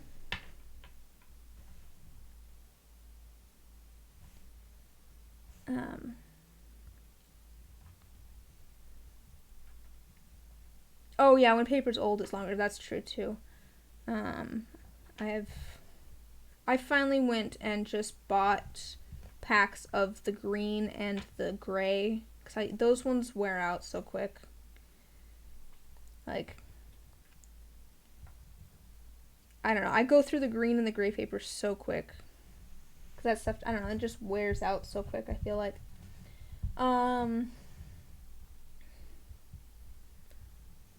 But, yeah. So, yeah, probably 3 hours overall, somewhere in there. D20s take the longest and are a pain in the butt to keep track of sides. I guess, to be fair, I don't do all the sides of my D20s. I usually only end up doing 4. Do I use 600 grit? Which one's 600 grit? I do my... Is that the same as the green? I start with the green. And I actually have it set up. So, yeah, I start... Oh, is it black? Oh, so it's like a sandpaper. No, I start with the green paper, which, you know, takes a little bit longer. I used to start with a sandpaper, and then I realized that I was using, I think, the wrong grit. Actually, I might have been using 600 grit, but it was just leaving some scratches where I did not want them, and I just decided it was easier without. But I have a hi Koshi. It's not a pottery wheel. It's a wheel that is used for like making cabochons, like stone. Koshi, what are you doing? I don't know where she's going. Where are you going? No, I have stuff over there at the moment. I'll move it later. Oop, careful. You going down? Hello.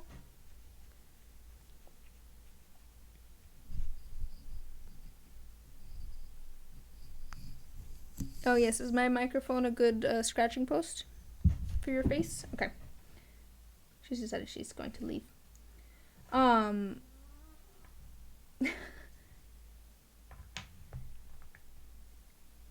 was I saying?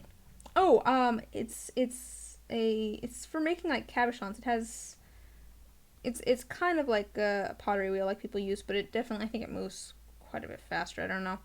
And I have attached green paper to that, and I use that to sand down the all of the little edges and stuff first, and then I take it to my like a different set of like a different piece of green paper, and then I hand sand it so that everything's nice and flat and doesn't have big lines on it. Got your first sanding kit from Dice Monger, who said a 600 grit paper for acrylics, wet, dry work. Just get it very wet when you sand. That makes sense. That makes sense. I do definitely, wet sanding is definitely the way to go, I feel like.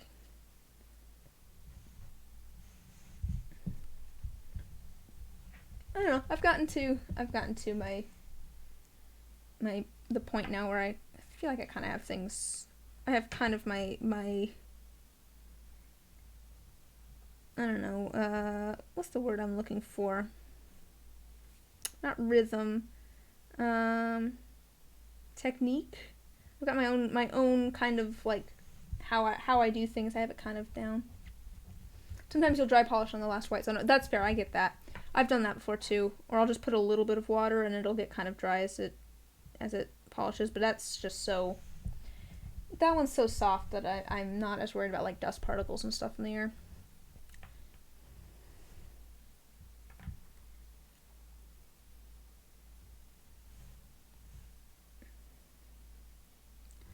Alright, okay. There probably is a better way to do it with the 600 grit first, but I don't know, I guess the way I'm doing it, it works. You don't know the front or the back of that one. I think I know which one the front is, but yeah, they're both so smooth it's hard to tell. Ooh, this one's got a little bit of... I'm going to show you guys let me show you the 9 on this one. So like I said, this one is a little bit funky, just because of the ball on the inside was a little bit too big. I'll show you the 9. The 9 didn't turn out great. I wonder if I'll probably just show it in the listings so people know. But the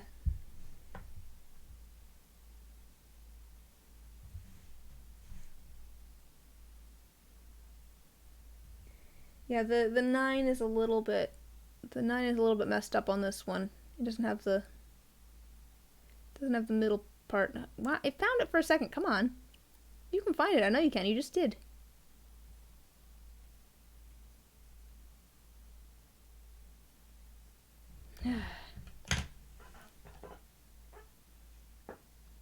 See, the 9's a little bit messed up on this one. But I'm not planning on changing it. That's kind of what I was saying, though. I'm like, that's probably, like, a better, like, a good way to do it, but I feel like I've got my current technique down to the point where I'm not going to change it, because I like how my dice end up. So, like, yeah, for sure, but...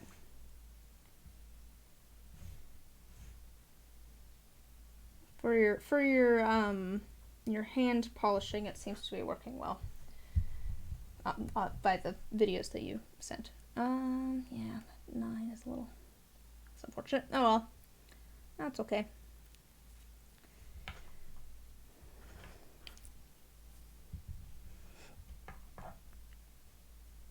I'm glad that you like how the dice feel, though. I definitely... yeah. I like how my dice are currently churning out when it comes to, like, the polish quality and everything and just the feel of them.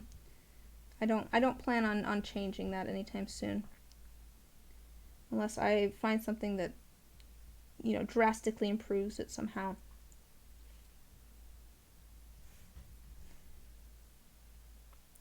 My big thing at the moment is figuring out, like, what kind of dice I want to make. Like, what is my eventual goal for, like, what is going to be my kind of my signature style of dice, I guess, to a certain extent, which I don't necessarily choose that as much as it just kind of happens to a certain extent, but I think I do want to kind of foster a brand to a certain extent. You know, I don't want to just be making what everyone else is making. Whoa! I'm getting gold paint all over the table. And then also, you know, maybe figuring out how to add more options. That's part of the reason I'm thinking about getting a resin printer so that I can make my own masters and add more options for things. Slowly doing that. I need to... I don't know. I might need to cut down on commissions a little bit. They're really fun, but I don't know. Commissions are fun, but they're definitely stressful to a certain extent. But I do like that they give me ideas. Like, I definitely get a lot of like... well, as I was saying, like... about, I was talking with some folks, and it was kind of agreed that my style is that my dice are very thematic. Like I have some sort of theme that I'm trying to achieve with my dice. Like with the commissions, there's almost always a theme. There's usually, you know, a character that, you know, they're based around, or a certain setting, or, you know, there's usually some sort of specific thing that people are trying to capture to a certain extent.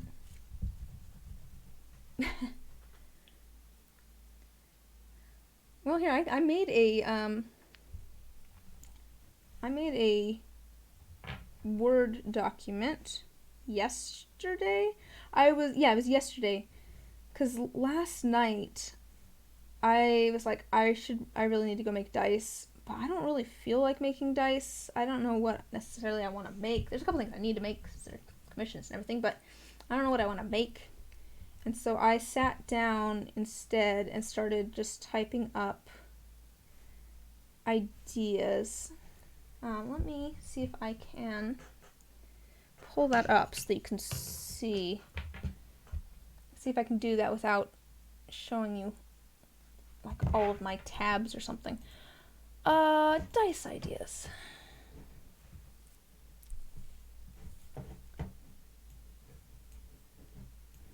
Okay, give me just a second here. Let's see here. I think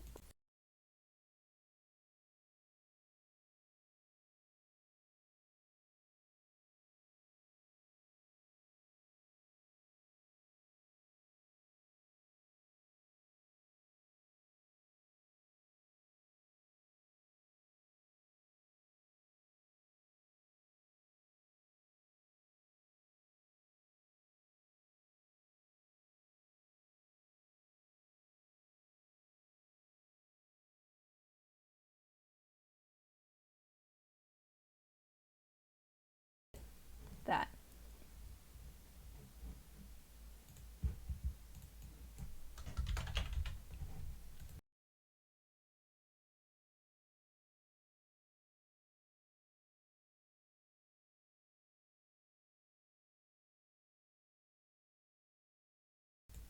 Okay, just a second here. You guys get to see me make a window capture source assisted Word.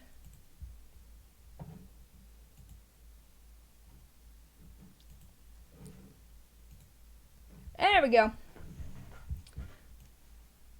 It's a little funky. Okay.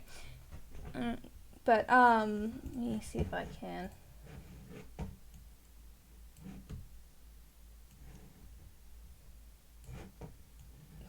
Things are happening live on stream, guys. Okay.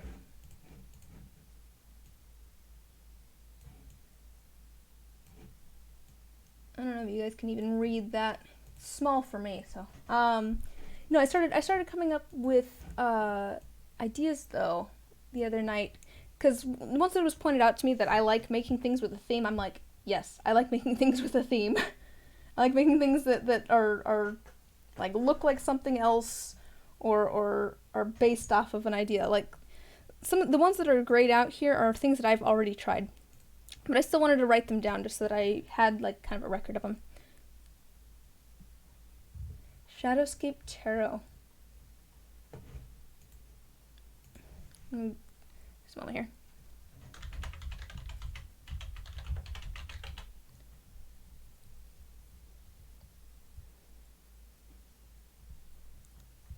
Okay, I'm gonna open a tab. Things are very, ooh, pretty. Oh, it reminds me of kind of like the 19, oh, cool. No, wait. Those are pretty. I do still kind of want to try making my own tarot deck too. That's another thing that's on my, I'd like to do that at some point, sort of list. Those are pretty. Very kind of watercolor-ish.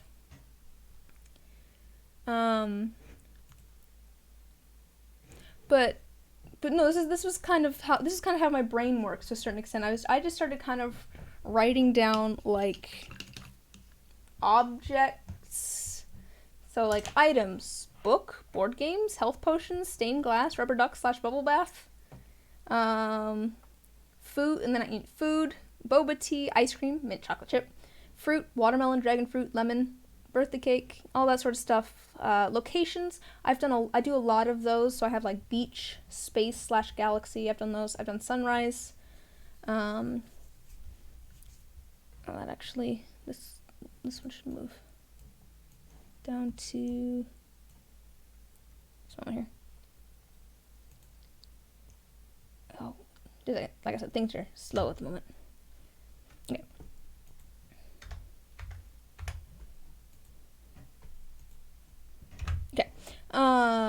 Just like flower garden, I kind of do like maybe some polymer clay flowers and butterflies, because I've done, like actual flowers and stuff. But I have all sorts of things, different types of rocks. Like I have the stone set that we might ink tonight that I think would be fun to do. I've already done a bumblebee set, which I've been wanting to do. I have experiences here. I was reminded of it was because of the ceiling star dice that I did recently. And I can show you a picture of those. But 90s nostalgia, like there's not necessarily like a specific item or something that's associated with that, but it's kind of a vibe. I feel like it's still kind of a theme. I have like fancy party here too, maybe like pearls and gold foil, that sort of thing. But I have all sorts of just kind of random, like Edgar Allan Poe's here, because I have a friend that would probably love some Edgar Allan Poe dice. Holidays, Halloween, lots of Halloween ideas. But yeah, that's kind of how my brain has worked when it comes to thinking up. Let me get back to all my things open that I need open. There we go. That's kind of how my brain has worked when it comes to coming up with ideas. I think it's because, and I've realized this for a long time, and I realized this when I did some improv in high school. I'm not great at coming up with ideas, which sounds weird, because I do think of myself as being somewhat of a creative person. I'm not good at coming up with ideas. I'm good at building off of other ideas. So, like, when it comes to, like, improv, it's much harder for me to start a scene than it is for me to just go along with, what someone else has already created. They're like, okay, here's the characters in the setting. I'm like, great, I can work with that. But if you just ask me to, like, come up with the characters in the setting out of the blue, I'm like, I don't know. And I guess I'm kind of that way with making dice, too, where, it's much easier for me to have kind of a basis, kind of an idea of where to start. So, if you want to give me dice ideas, really all you'd have to do is start throwing random, like, items or locations or vibes, like, the 1950s. There you go, there's a random theme. And that's, that'll get the balls rolling in my head. But I just needed to actually, like, sit down and be like, what are some ideas? What are some things I could base dice off of? And I do want to start doing some more, like, I don't know, maybe intricate dice to a certain extent. I do think that'd be fun. Like I said before, my initial thought for making dice was to just do, like, diorama dice. Because one of the things that sort of inspired me to actually try and, like, make more dice, I guess, was I made a single, like, lily pad die. It had lily pads in it, and people were very excited about it. I was just like, oh, people like my work. I will make more. And so that was kind of I'm glad that I didn't go that route. I'm glad that I left it open for making other things and experimenting. And I still do enjoy, experimenting with random materials and all that sort of stuff. The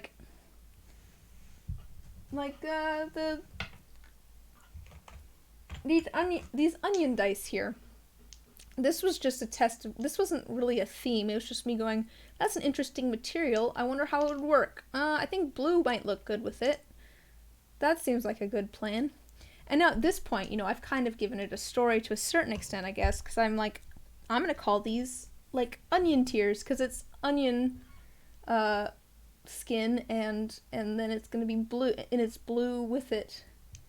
And I'm like, so now that I have it, given it kind of a theme, like a sort of story, I'm like, okay, I'm going to ink it in the blue. That'll tie in the blue, and also then it kind of ties with that sort of story. I don't know. I guess I kind of like having a little bit of a. I don't know. I like having a theme, I guess. And that's I absolutely adore dice that are not like mine at all. Again, I was talking about this with Scryer and another person, and I love Scryer's dice. They're not themed. The focus of her dice is very much the material that's being used. I feel like it's very much about the pigments, or the colors, or the glitter that's being used. And that's completely different from the type of dice I make, but still gorgeous. It's just, it's not something that I would probably make. And I was it's kind of weird, because I was kind of thinking about it, and I'm like, why isn't that something that I would necessarily make? I really like how they look. They look gorgeous, but why isn't that something that I would necessarily make? And it's because it doesn't really have a theme, which is what I end up going with. I like to have some sort of starting point. Which is, I think, part of the reason that I enjoy commissions so much. I've said before that I work the best when I'm bouncing ideas off of other people. And the thing with commissions is that usually people come in with at least a little bit of an idea of what they want. And then, I can take some creative freedom and stuff within that to a certain extent, or, give some ideas and that sort of stuff. But, people are coming in with storyteller dice maker. That's the dream. I mean, I don't know that I'm necessarily there yet, but it'd be really cool to do dice that tell a whole story in them somehow. That'd be really cool. That is part of the reason that I'm might be good to get or make a chunky D20 master at some point. I could do more complex scenes or something. Big D6s actually would be the easiest, but people like D20s.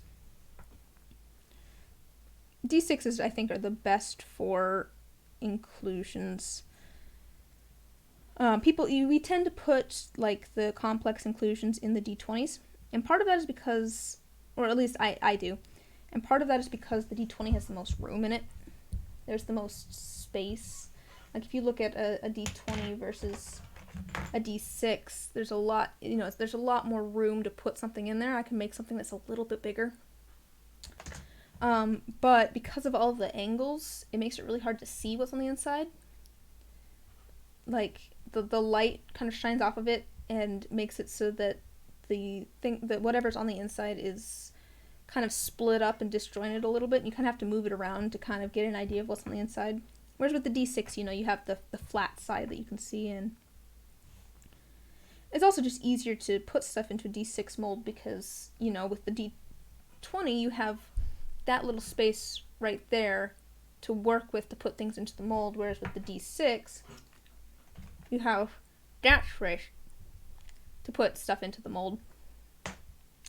I don't know, D6s are probably my favorite dice to make just because they're the easiest. D6s are the easiest dice to make. That's part of the reason that ordering, 12, a set of custom D6s, ordering 12 is the same price as ordering a 7-piece set. except for when it comes to the complex ones, then it goes up. And there's a reason for that, but and it's just because D6s are less work. I quite often don't even have to sand D6s. And if I do, I only have to sand one side. But that does mean if anybody ever sees something really cool, or, just thinks of well, maybe not at the moment, but travels somewhere cool, or, is nostalgic about something. Because I made, oh, here, I can grab that photo. I don't think I have to.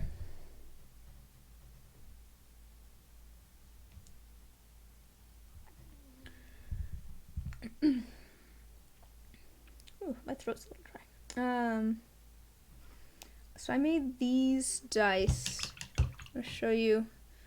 So here they are, just sitting there, and then here they are in the dark. I made these dice recently, and the idea was they're based on those glow-in-the-dark stars that I had on my ceiling as a kid. So it's not necessarily a story there, but it was kind of it was kind of an object, and it was kind of a nostalgic thing. It was funny. This is unrelated to that, but that set of dice I posted all over. So I try to post to social media 3 times a week, because it's good to be consistent with social media marketing. Just make sure you're posting consistently and all that. But I posted to social media this week saying, I don't know what color to ink these. And I posted pretty much everywhere, I don't know what color to ink these. And I had someone reach out and say, hey, are those for sale? And I said, yeah, they are. And I haven't inked them yet. What color would you like them? And they're like, I think I want them left blank. It was just like, wow. This works out perfectly for me. It's less work for me, but it's really funny that I had asked all over social media and gotten so many responses of different colors and stuff that I should make the numbers. And then the person that got them was just like, I think I want them blank. Which is valid. It's valid, but it was just kind of funny. Where was I going?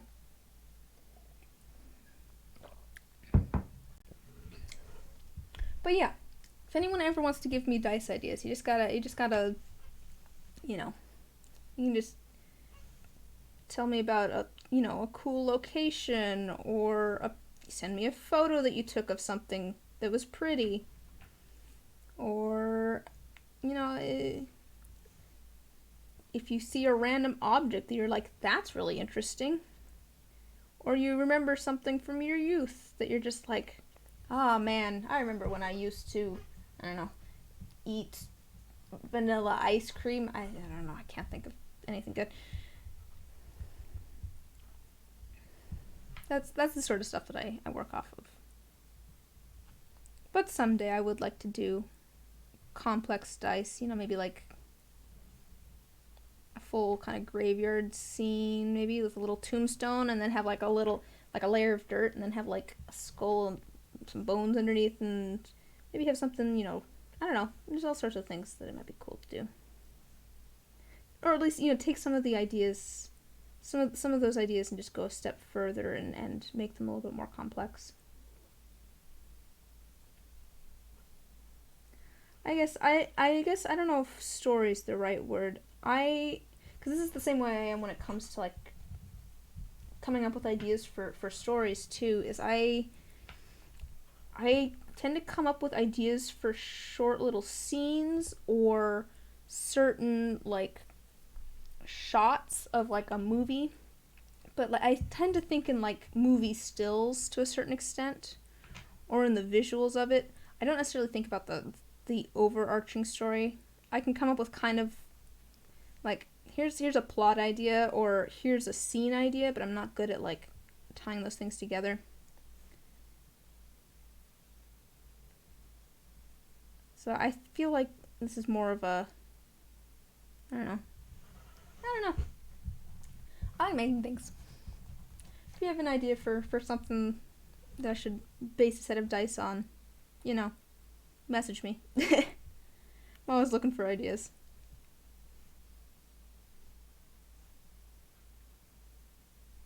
Oh, do you guys want to see? I have a D20 over here that's going to be available next release that I did not ink. I'll show you why I did not ink it.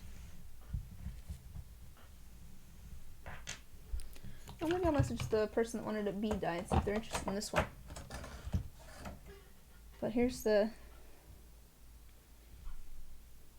wasp die. It's a D20 with a wasp on the inside.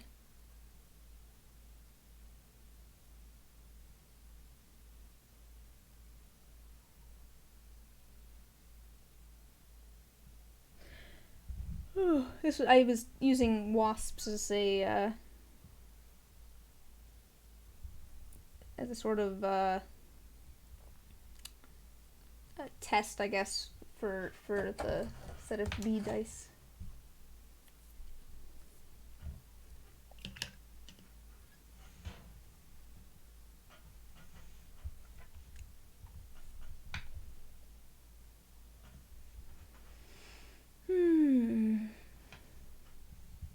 Man, it's been 2.5 hours.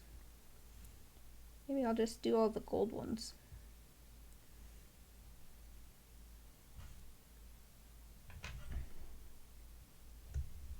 Save the others for another day.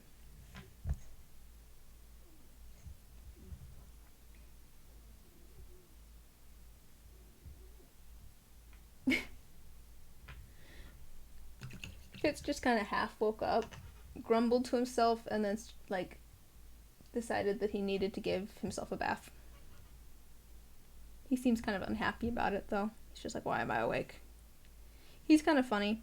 Like he likes to snuggle, like he likes to like sit on your lap and fall asleep. But he does not want you to pet him once he's asleep. He likes pets and he likes scritches and all that, but once he's asleep, he's very upset if you wake him up. He just kind of grumbles at you, and it's very cute. He has his little sleepy grumbles. You're just kind of like, meh. It's very much that, you know. I don't know, the teenager that's just been woken up, I guess.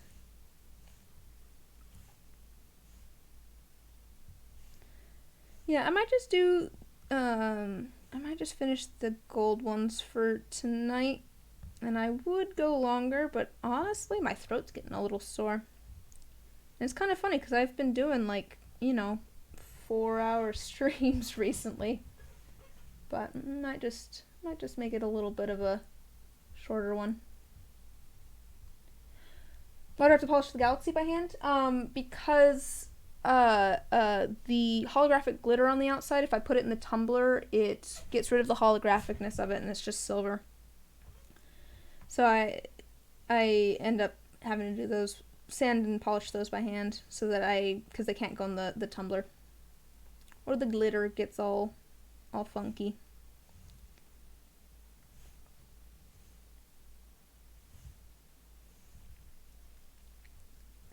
Tis just unfortunate.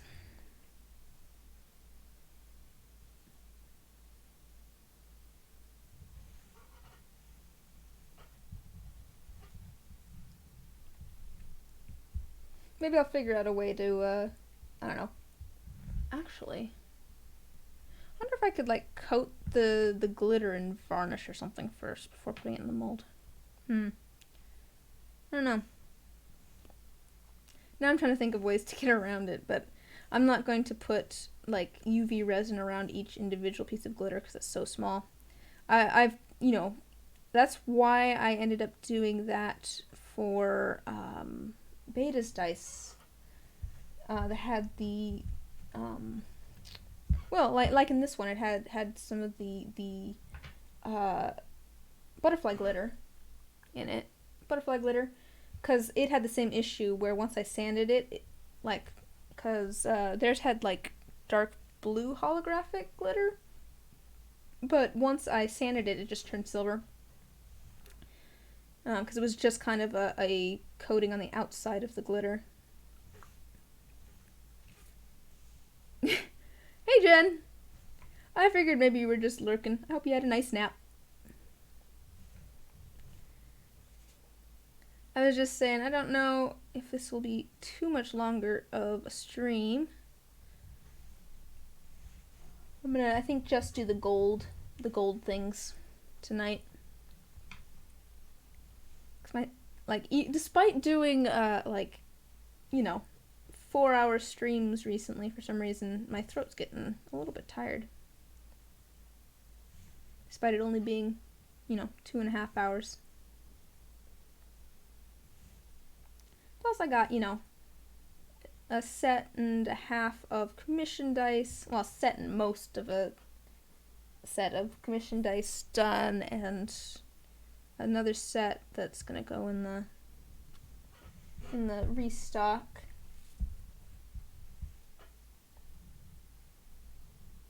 Uwu? I don't even know what uwu means. Like, I see it, I have no idea what it means. Is it one of those words where it doesn't really have a meaning?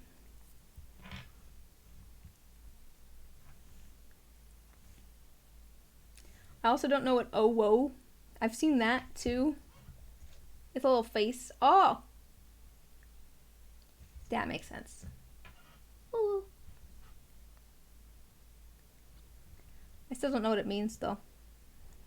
What emotion is this little face conveying? Is it a little happy face? Like a little cat?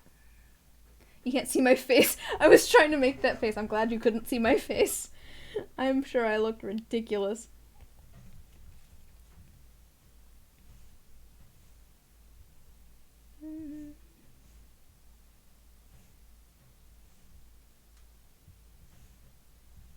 Yee.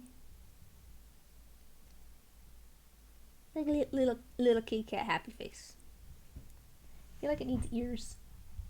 I wonder if wait. Let me do this. Let me just try something.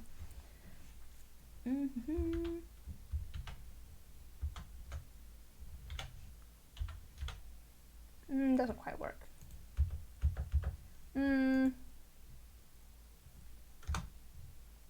Nope, that didn't work. I was trying to do ears over the top, but it didn't like my my page break.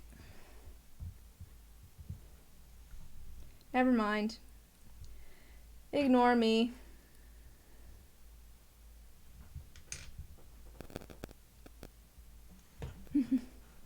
It doesn't do page breaks, which I should have realized, I suppose. But I feel like it needs little ears. Because it makes me think of like a little cat face now. The little like W sort of mouth.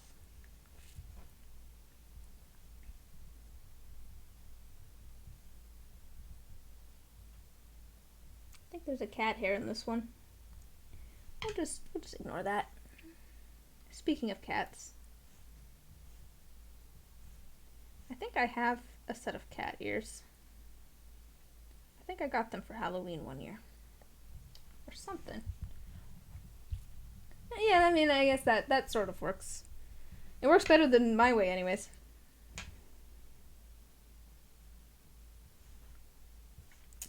I'm still trying to think of, I'm still looking for ideas on this D20, because I did this in gold, but I don't know that gold matches the gold that's in the die, so I'm wondering what color should I make the numbers on this die? What color should the numbers be? Because I don't know that gold works. I think that'll be our last thing that we do, or at least one of the D20s.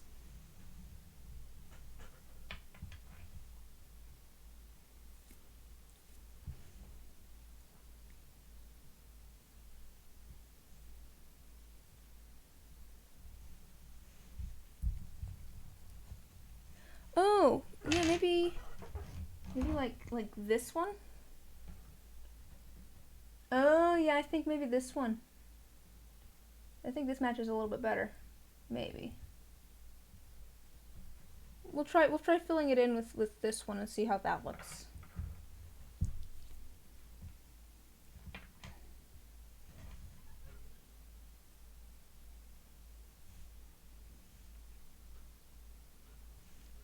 Do slightly more kind of muted gold. I think technically this is supposed to be the bronze and that's supposed to be the gold, but I don't know, this one seems more gold to me. I don't remember. They're not actually marked. Like their original packaging like says like the 4 different colors, but it doesn't actually say what the color is on the tube, which is kind of silly. Seems kind of silly to me.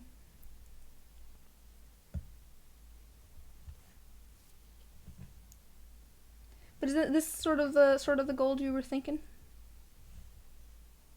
I do think that might match a little bit better. That's the gold I was thinking of doing for this kind of stone set, because I know that it'll match. I know that it'll match this inking brand. You mean for the acrylics? I just kind of use whatever acrylic paint I have. I have. Let me show you what the paints are. I'll show you what I have just a second here. Oh, for the numbers. Yeah. No, that's what I'm saying. Like, I just kind of have all sorts of random acrylic paints. It's just acrylic paint. It's just cheap, the cheapest acrylic paint you can find. Because, let's see, I got these. These were on, like, clearance. This whole selection. I don't know where I got this one. I might have gotten this one from my grandparents' workshop or something. These ones I'm pretty sure I did get from my grandparents' workshop, which is unfortunate because I really want some more of this, and I'm not sure it exists anymore. Duncan UM606 Platinum. And this is what I use for the Galaxy dice, and I like it because it's silver and it has a gold shimmer to it. I can't find it. Yeah, so I have, I have all these. And what's this one? Yeah, I literally just have random acrylic paints. If you go to your local craft store and just like go to the acrylic paint aisle, there's all sorts of things. I got these ones at Hobby Lobby on sale. I got, let's see, what else do I have? I have all sorts of things. Where's my shimmery blue? Just a moment. Just a moment.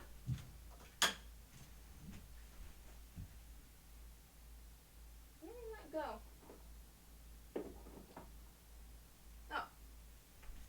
I got this one at Michael's. It doesn't look quite like that, but it does have a very pretty shimmer to it.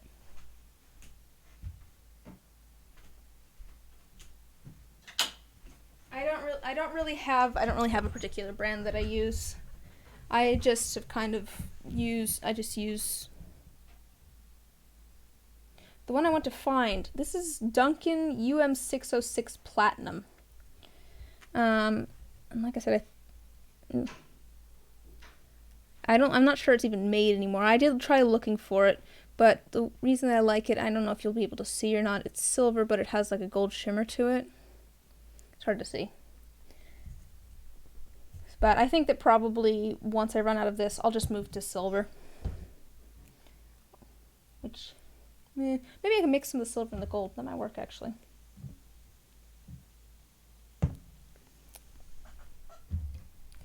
Oh, and let's see, this one.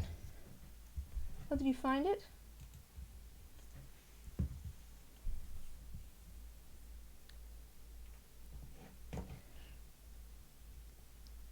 Yeah, they don't have the platinum, though. I don't think so. Anyways. Yeah. No, I think this is the one that I found earlier. Because they have the, let's see, bright gold, solid gold, bronze, but they didn't have, yeah, they didn't have the platinum. Like I said, I'm not sure it's even made anymore.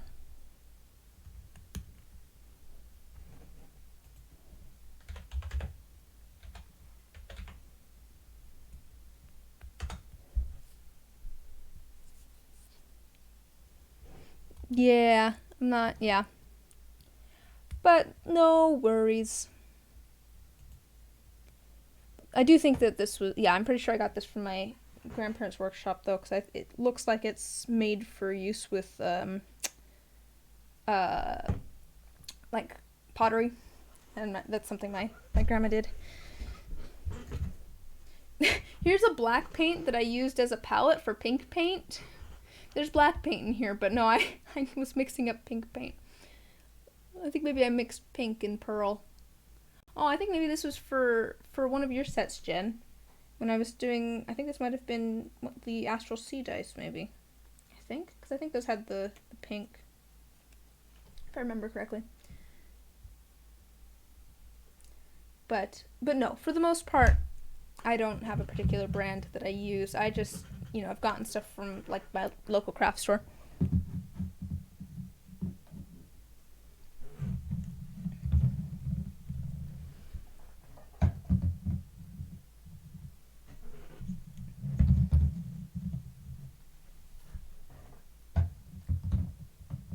Put these away so I can actually get to everything.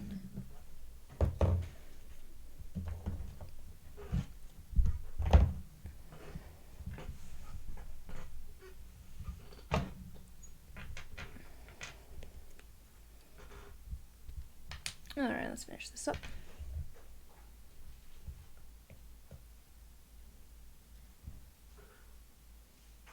Sounds like Luna has her ball out in the hall now. We'll see if she brings it in to play fetch. Luna loves playing fetch. That's one of her favorite things. She has these little like puff balls that have like a solid center with like a rattle on the inside. And she loves those things. I finally just bought like a multi-pack. And so now when she like loses one or it wears out, I can just give her another one. She finally had her original one. I think, was it her original one or maybe her second one? Completely wear out. Like, she'd torn all of the fluff off of it. And I'm pretty sure she had gotten stepped on a couple of times. And so I went and pulled out another one of the same color. She seems to like the red ones the best, I think.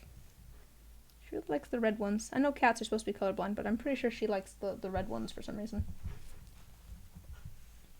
But no, she loves playing fetch with them. She really only plays fetch with those two, but she will bring them to you and drop it at your foot and then look at you until you pick it up and throw it for her, and then she'll run and get it. And she's much better at playing fetch than Fitz is. Fitz will also play fetch, but he plays it with hair ties. The problem is that with Fitz, he will bring it back, and then if you try to pick up the hair tie, he will attack you, which is just an issue. And let me put these in here, because this set's all nice and done.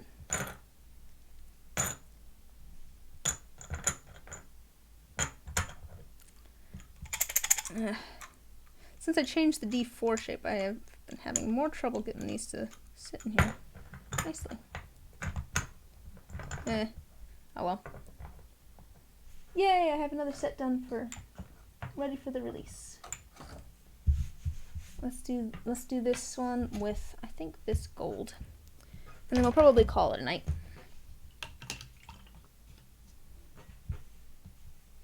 So I can go relax a little bit. I haven't had like a super stressful day or anything, but my throat's getting a little sore.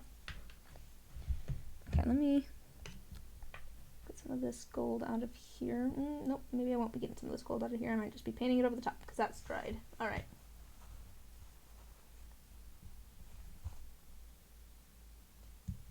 Never mind. Let's see if this kind of darker color looks a little bit better.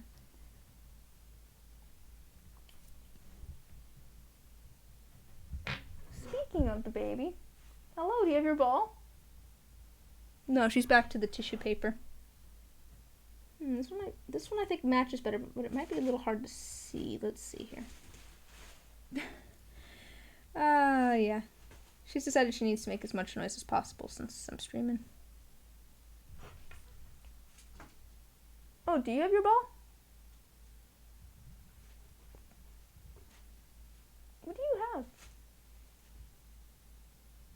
I don't know. Luna's being Luna. But it is very cute when she, it's very cute when Fitz plays fetch too, but Luna's much better at it. She's also better at it because, if I throw it, she'll run, and she runs over to get it, and then she doesn't bring it back. If I say, go get your... Oh, you headed out? Have a good night. I have a good one. And hopefully I'll see you later.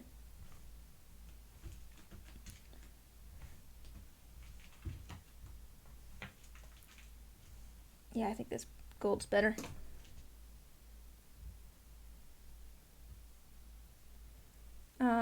But no, if you tell her to, like, if you throw it and she'll run over to it, and then if she doesn't bring it back, you can tell her, go get your ball. Go get your ball. Go get your ball. Wanna go get your ball? You want me to toss that? But if you tell her to go get her ball, she'll actually go and get it and bring it over. Whereas Fitz just looks at you like, what are you talking about? Fitz is also worse. He's not as good at finding what you've tossed for him. If you toss it and if you like fling it and he doesn't see it land, he just looks at you like, are you gonna toss it or what? even though you don't have it anymore, it's like, oh, dude. You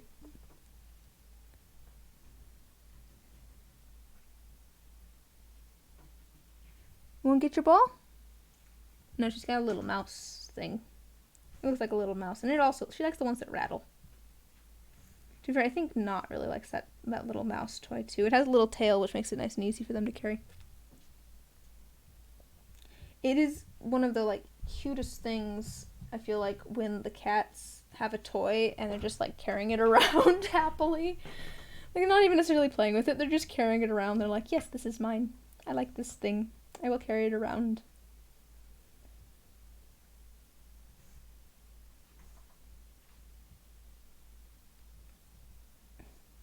They're all very cute. Yep, I guess it's late enough. It's playtime for the kitty cats.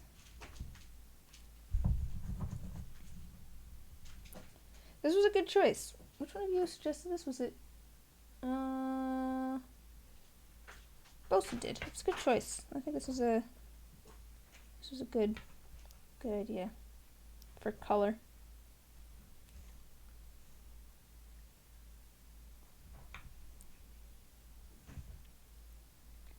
It's closer to the gold color that's in here, I think.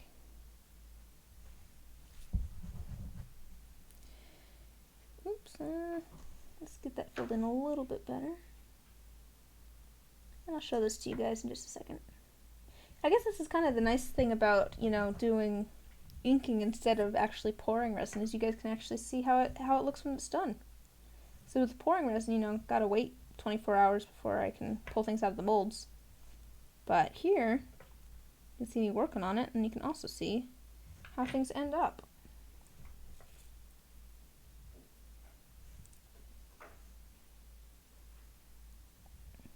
We'll be back to our, regularly scheduled resin pouring on Wednesday. I've got, I think, more commission stuff to work on.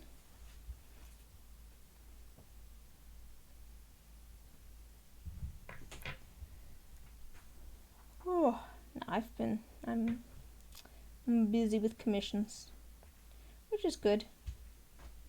Don't get me wrong, it's good. It's just busy.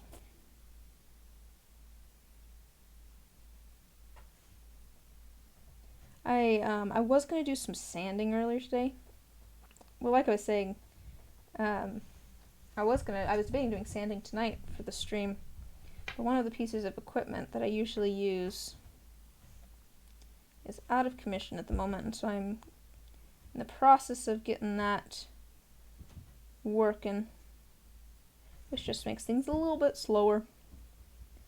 It's just a little bit unfortunate.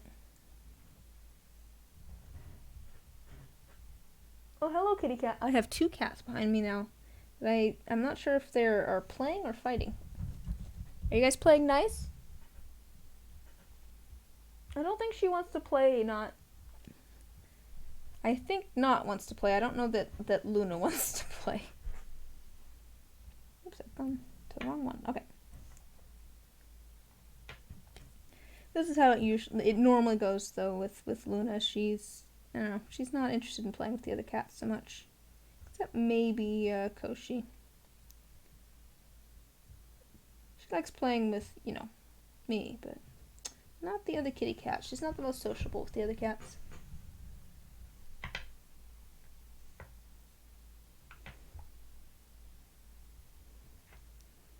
Fitz has been very upset lately. It snowed here, about a foot of snow, and one of his favorite things is being outside, but he hates the cold.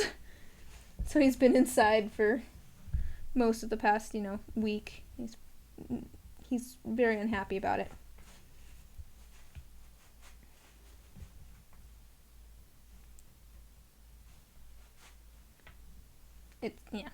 It's fine though. I mean, he'll survive.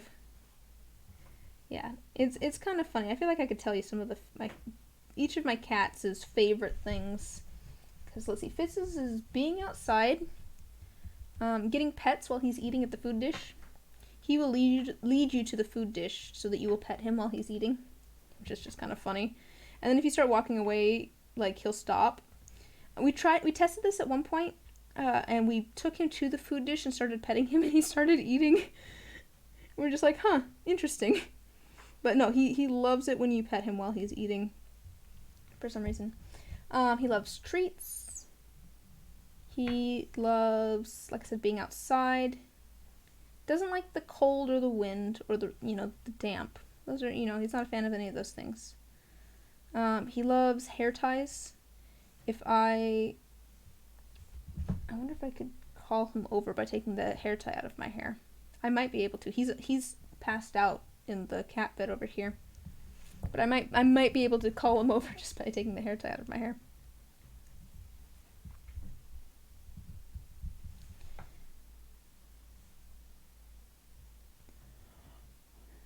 Apparently I've called Koshi over just by sitting here.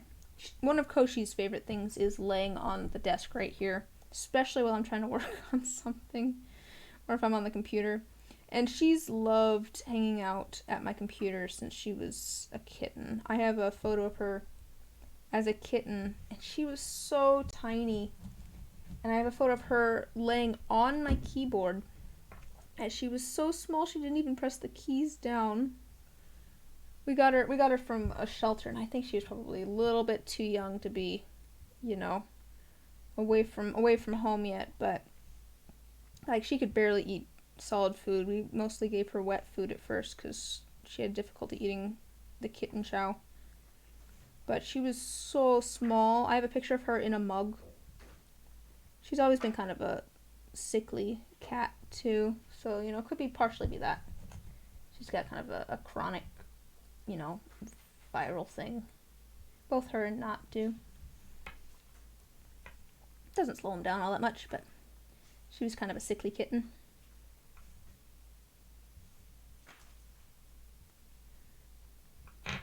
And now she's a big chunk.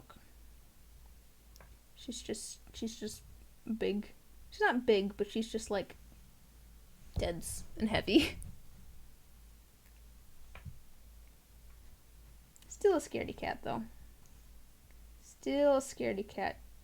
If you are not my brother or I, and you come over to my house, you will probably never see her. I have a couple of friends that have seen her, and that's because, before quarantine, we had, some friends that would come over almost every, weekend to have dinner and play board games and that sort of stuff. She finally got used to them, I guess. I have another friend who stayed the night one night, and he ran into her. They kind of ran into each other in the hallway at 5 a.m. or something, and they both just kind of looked at each other like, "Are you supposed to be here?" He honestly thought that it was not our cat. He did not realize. He was like, should I let this cat outside? I don't know what cat this is. And then decided that that's probably a bad idea, which is good because it is our cat. You just never see her. Alright, is that all of the sides? I think it is. It's definitely a little bit harder to read than the bright gold, but that's okay because I think it matches a little bit better. Let's see if I can get it so you can see. You know, it doesn't stand out a ton, but I do think that it matches well, which is kind of the important part to me.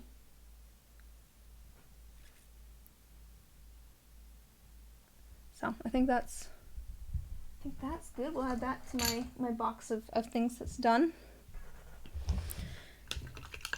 But otherwise, I think I'm going to put off the rest of these for another night.